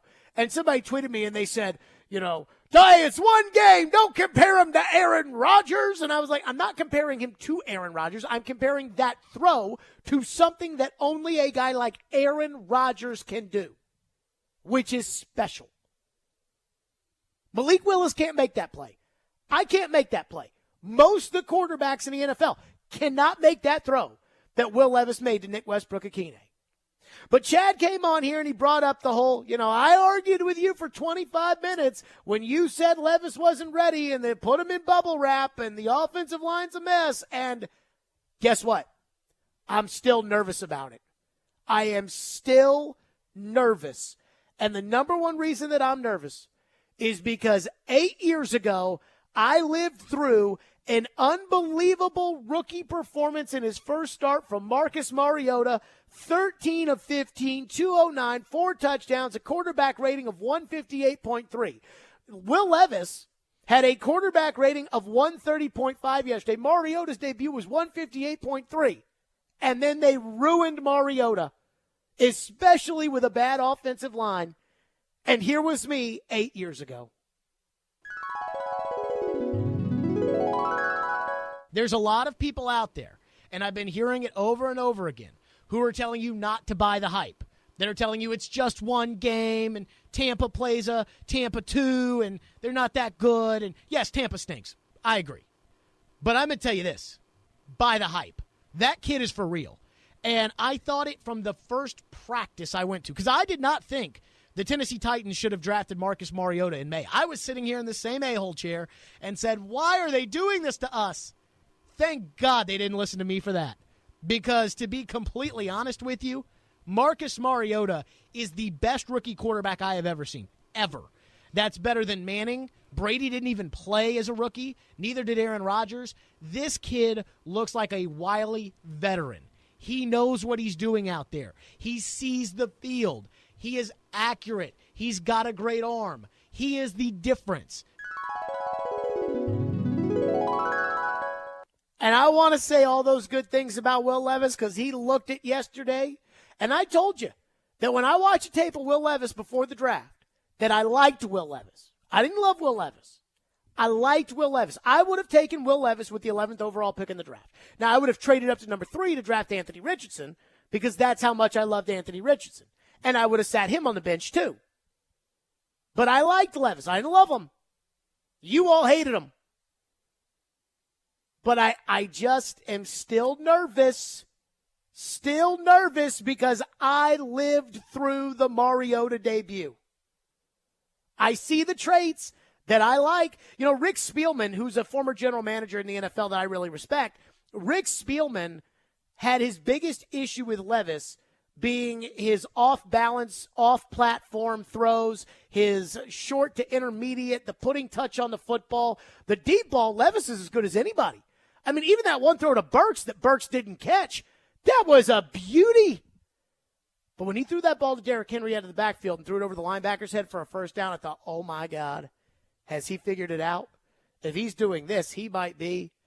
And I've always thought best case scenario for Levis was Dan Marino. I've talked about that on the air. I've talked about the Marino story and how Marino fell and how Marino ended up, starting midway through his first year and became Dan Marino. Now, I don't think he's going to be Dan Marino, but again, that's the best case scenario. But I'm still nervous. This offensive line still stinks. Like, they're still going to play Andre Dillard out there on Thursday night. They're still going to have to go up against T.J. Watt. And I just remember how they ruined Mariota, so I'm worried that they might ruin Levis. Phone lines driven by WilsonCountyHyundai.com, 615-737-1025. Randy has been waiting patiently and is up next. Thank you for calling. What's up, Randy? Hey, Jerry. Thanks for taking my call. Sure. I've never called in, but anyway, I was wanted to say that you've been harping on, and I have too, the offensive line as of late. It seemed like they played lights out yesterday. I don't even think Levis was even touched in the backfield. And besides that, before the game, of course, I might lay a little wager maybe on DraftKings, but it looked like Atlanta had one of the best defenses in the NFL, if I'm not mistaken. So I was just wondering what's going on with the offensive line. Okay, so I thought the offensive line was solid. Thank you for your call. I thought the offensive line was solid, but I didn't think they were good. Now, on one of the touchdowns, and I can't remember which touchdown it was, I want to say it was the second Hopkins bomb, but I could be wrong. Andre Dillard had a wonderful block in pass protection, which, again, we're talking about Andre Dillard. I'm trying to find it in my notes. I mean, I want to say Dillard had excellent, great protection, and he got the safety to bite on the fake. You know, Levis likes to do that little pump with his shoulders, and he pumped him, and he threw it to Hopkins. And an excellent block by Andre Dillard where he stood the guy up, and it gave Skoronski time to get over to the guy. And I thought Skoronski had a good game. Now, I have not been able to watch, like, the tape to see how the offensive line completely played. I thought Brewer missed a block that would have sprung Derrick Henry for a touchdown. And I thought that, Brewer can't snap.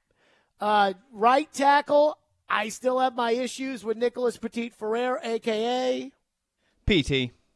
I have my issues with PT. And let's see how the Steeler game goes. Yeah, it's going to be a quick turnaround for Hubbard there, on a short week. Hubbard's got a concussion, right? Is that what it was? I didn't actually see what it was listed as. I thought it was a lower body. I thought it was too, but they said that they stopped the game to take him out of there. Okay, I'll try and look that up. But I watched the play where it happened, and you could see he gets kind of popped a little bit in the legs, and he kind of pulls up like, ooh, hold up. Kind of like a guy who gets hit by a pitch in baseball. Like, that was kind of his reaction to it. But I guess he is in concussion protocol, yeah. Yeah, so you're probably looking at PT at right tackle and Dillard at left tackle against the Steelers. That's what I'm saying. Like, as hyped as I am for Levis, because he looked like a pro. I mean, he looked like I said, to me, the best case scenario on Will Levis is Dan Marino. Where Dan Marino, because Levis has all the tools. Well, his arm looks good. His arm's good, and he's smart. That's the one thing. Whether it's Mark Stoops, Liam Cohen, his S2 score, all the evidence says that Will Levis is a smart quarterback. Might be a little too smart for his own good, but that he is a smart quarterback. And so, again, I think best case scenario is Marino. But the worst case scenario is he's a bust. And yesterday, I think gives everybody a sign of maybe he could be special. Well, his arm He's just got looked the talent to be special. His arm just looked much better than just a much better natural thrower of the ball than Tannehill. So I have a thought on that I want to get to about the comparison of like, whoa, look at what Levis did and Tannehill wasn't doing it. And it does tie into the Steeler game and some context that I got on Friday that I cannot shake out of my head on this. We'll do that next. 615-737-1025. And, of course, we'll go back to your phones. Stillman and Company on a Titans Monday, 102.5-106.3 The Game. All the big plays. And we are done. Vandy 24-21. All the big stories. I'm sure Vandy will be a much better team if Clark Lee is the coach. All in one place. We are Nashville's best sports talk. 102.5 and 106.3. What a stop by UC Sarah. Then he wouldn't end up on my team. Driving his way to victory lane. I think that's the right strategy. The Game and the Game Nashville app. The holidays are a time of celebration and Thanksgiving. It's a time to host friends and family in your home to enjoy good food and good times. The last thing you need is an unexpected issue. If you're planning a gathering this season, take a few minutes to bring out the home experts from Lee Company. For heating, plumbing, electrical, and all your home improvement needs, Lee Company has you covered. Visit LeeCompany.com and schedule your first appointment online. Lee Company, all you need. Need cash for the holidays or want to be credit card debt free for the new year? Call Loan Pronto today. Their Express Equity line of credit could get you $20, $50, $100,000 in as little as 5 days. Willie Donick here. Listen up. You've got a ton of equity in your home, and Loan Pronto can help turn that equity into cash to put it to use. You can access up to 95% of your home's value. Use the money to pay off all your credit cards or pay off personal loans. Start the home improvement project you've been looking for. You can get the money you need now and still keep your primary mortgage intact, so your 3% rate is protected. Call right now, 615-499-5780. Get the holiday cash you need or pay off all those credit cards. 615-499-5780 or go online at loanpronto.com.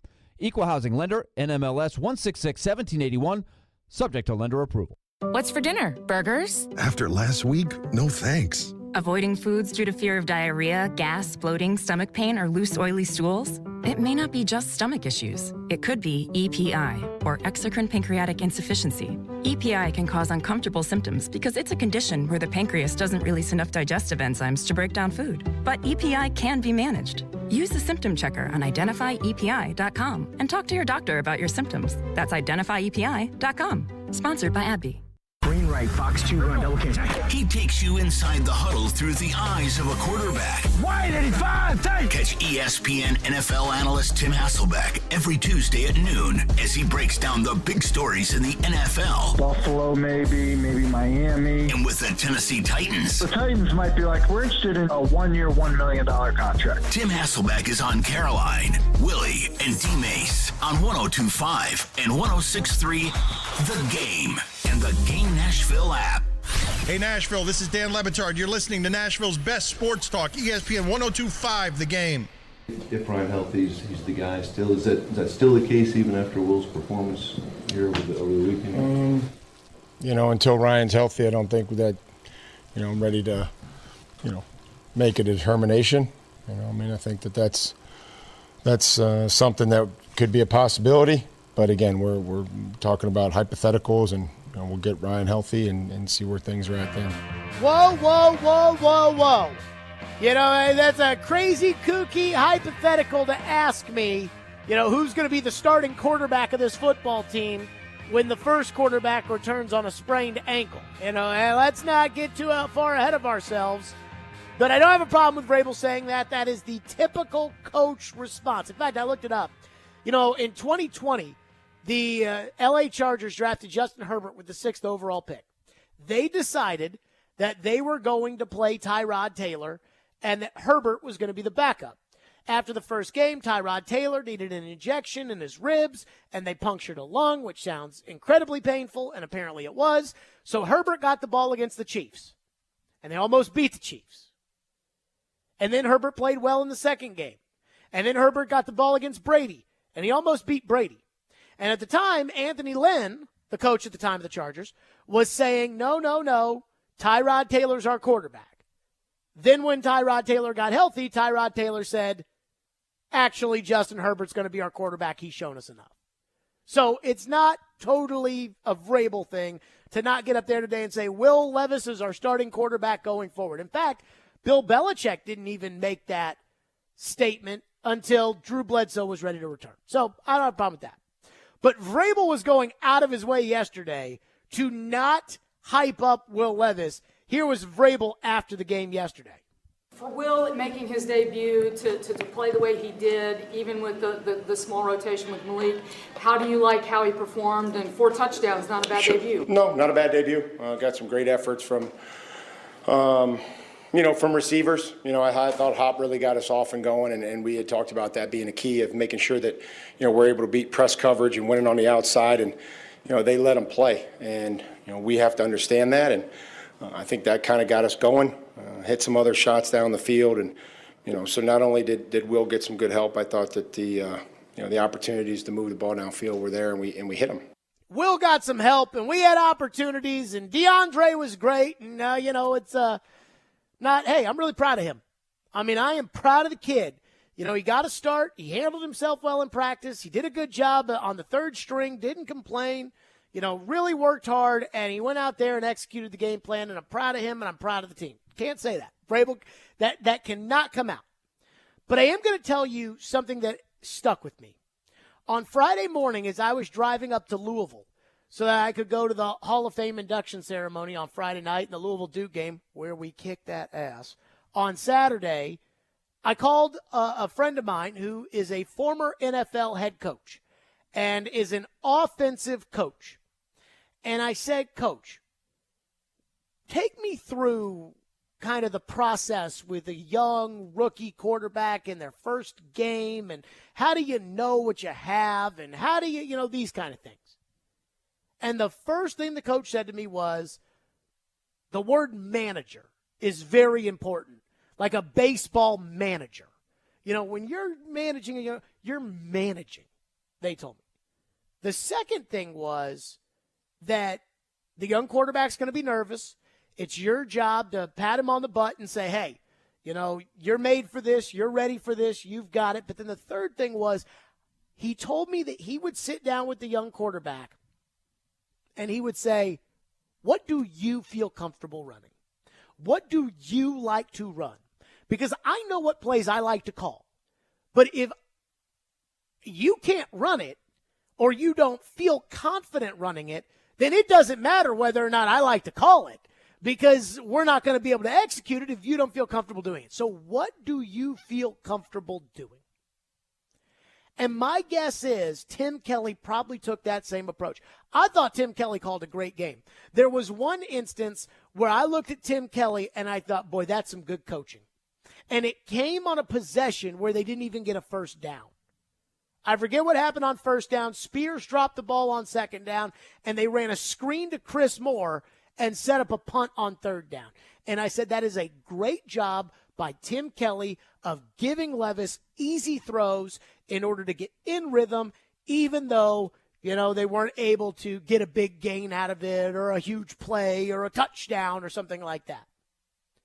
Well, now we know what Levis is comfortable doing. Well, now the Steelers do too. And so when it comes to Vrabel and it comes to, people that are saying, well, his arm talent looked so good, we haven't seen Tannehill do that. Agreed.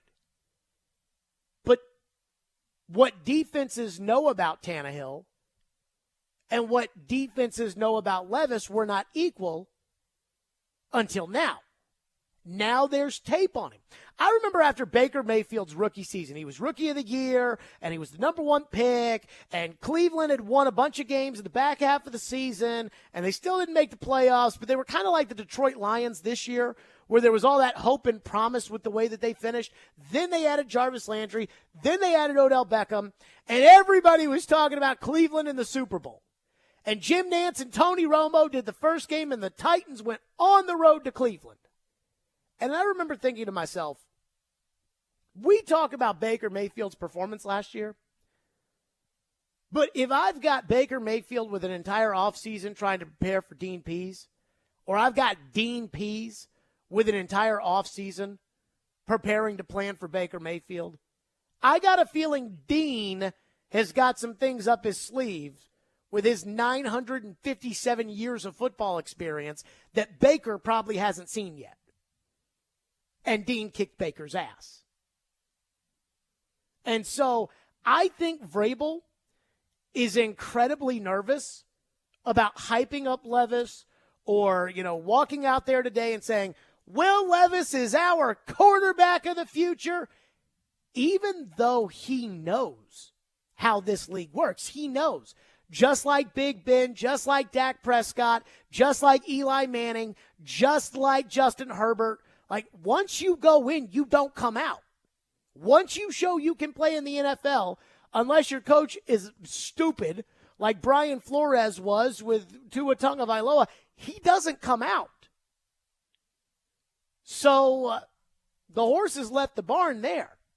But I think Vrabel is nervous about getting too far ahead of ourselves because Vrabel knows, hey, Tim was able to devise a game plan for Will based upon what it was Will was comfortable doing. Well, now the Steelers know what Will's comfortable doing, so the Steelers are going to be able to prepare for that. And I'm nervous about that too. Now, somebody texted into the text line, and I've thought about that a lot today as well, which is, and I don't know if this is an indictment of the coaching staff or if this is, smart on the part of the coaching staff. People are asking, why was Will Levis third string behind Malik Willis? When you know Malik Willis is nowhere near the level of Will Levis, right? I keep thinking back to the preseason. We saw them both play against Chicago, and they both had some good moments and they both had some bad moments. And quite frankly, I thought it was kind of even. And then after their practices at Minnesota, I thought that Levis was ahead of Willis. Just barely.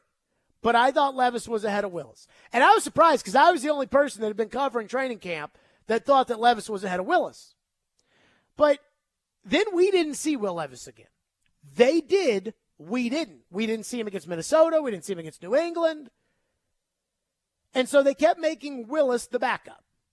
It's like, okay, Malik's the backup, Malik's the backup, Malik's the backup, Malik's the backup, Malik's the backup. Malik has to go in against the Ravens, and he looks a lot like the same Malik that he was last year, which is not good enough to play in the NFL. I can't imagine that even in practice that Levis had shown the Titans that. They probably knew Levis was the better quarterback. I expect that they would have known that Levis was a better quarterback. But when it came to how they wanted to deploy Will Levis, I think that, hey, we don't want to stick him out there with a game plan that's not made for him for a week that Tim has not been able to focus all of his energy on to Levis. We don't want to just all right, you're in. We don't want to do that to him. We want to give him a fresh slate, a clean game, hey, you're in there, and we're not going to mess with it. I know they messed with it by sticking Malik in the game there, but again, the game plan was for Levis. We want something built around you and not you to go in there under, unfortunate circumstances against a team that's sacking the crap out of the quarterback. And so I'm going to give them the benefit of the doubt on that. But I understand the frustration that a lot of us probably have with, so why was he the third stringer in the London game when you had a chance to win and Tannehill got hurt and Malik went in there and Malik stinks and Levis clearly does not? That I totally understand. 615-737-1025. If you want to weigh in, a bunch of your phones will hit them here on the program. Plus, there is a rumor that is going around surrounding the Titans that we'll address, and we'll do that next. Hiller Plumbing, Heating, Cooling, and Electrical. I love Hiller. That's right. Hiller takes great care of my home, and they can do the exact same for you. Let Hiller do it. If you have some things around your home that you've been putting off of fixing, like your regular HVAC maintenance or a clogged bathroom drain, Hiller's got big discounts this month. When temperatures drop and you start using your heater for the first time, you do not want to have to be dealing with breakdowns and issues. This month, Hiller is offering half off HVAC tune-ups, and they're bringing back their $99 drain cleaning special. For just $99, Hiller will get you back up and running.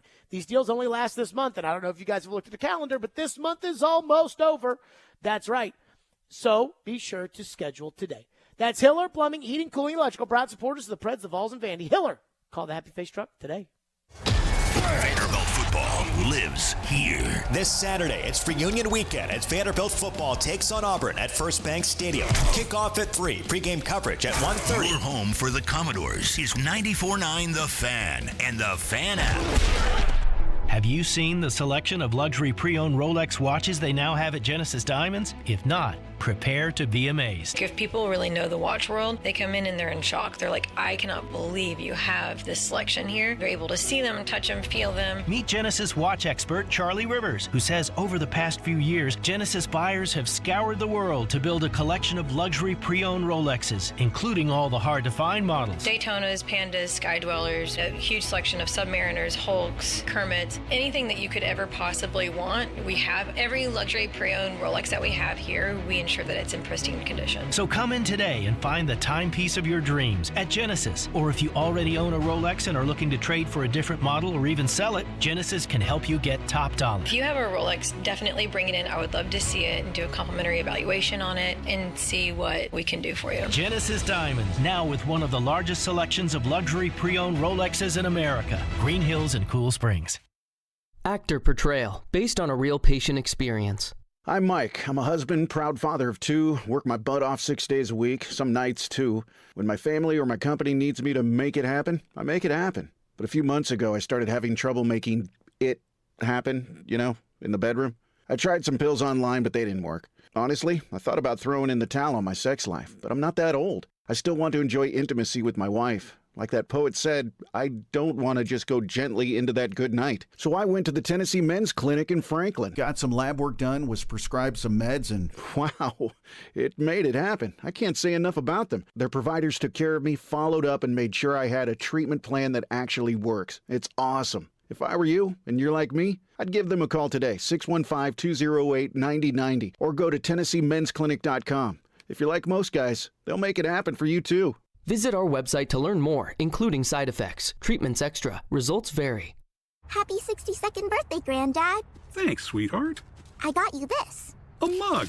What does it say? Beware. If you are 60 or older, you may be at increased risk of serious consequences from RSV, respiratory syncytial virus, compared to adults younger than 60. Not all dangers come with warning labels. Talk to your pharmacist or doctor about getting vaccinated against RSV today. RSV vaccines, including Pfizer's, are available. Learn more at bewareofrsv.com. Brought to you by Pfizer. One is a legendary NFL wide receiver. I gotta be prepared. I have to be ready. One is a legendary Nashville voice. You don't have to rely on carrying the ball 250 to 300 times. And the other has been a legendary trash talker on the playground since the 4th grade. Nobody is a Pro Bowler on day one of rookie minicamp.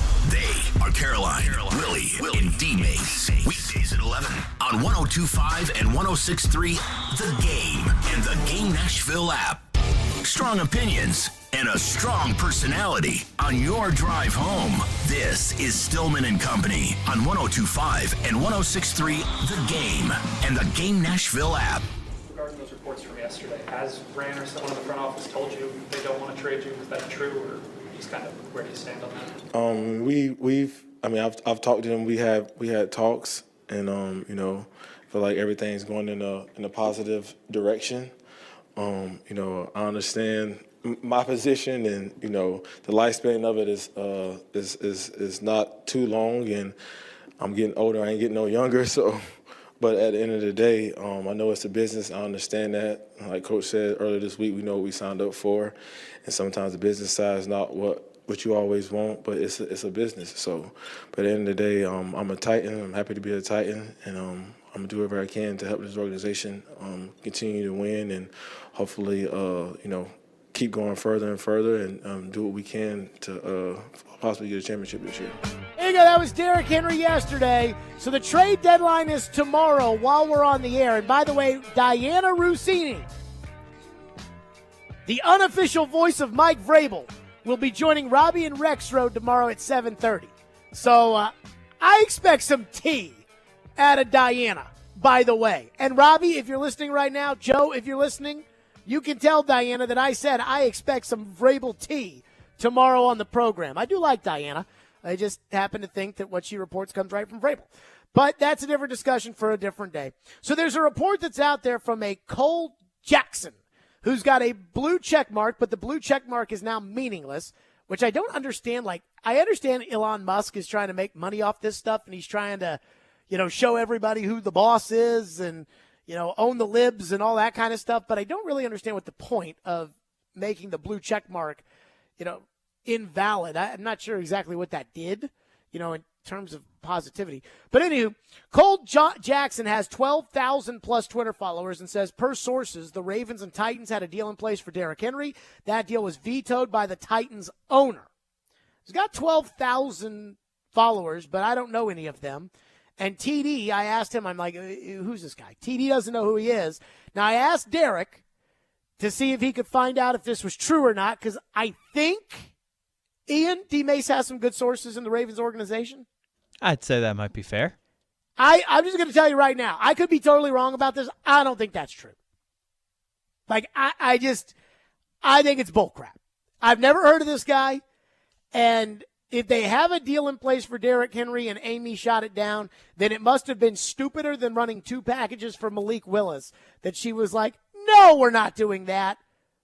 Or what is infinitely more likely, it didn't actually happen. I've been wrong about things in the past where I've heard them and I'm like, there's no way that happened. And so I'm leaving open the possibility that that report is true. I just tell you where I sit right now. I don't think it's true. Let's go to Bradley, who's up next here on the program. Thank you for calling. What's up, Bradley? Call, man. At the game yesterday, man, I agree with most of your statements there. I mean, I'm just going to say how refreshing it is to have a quarterback who can go through progressions, have touch on passes. His awareness in the pocket was amazing. So I just want to agree with you. You know, it's actually been so refreshing to have a great quarterback like that. As far as booing the league, I just want to say this. I blame Dennis Daly.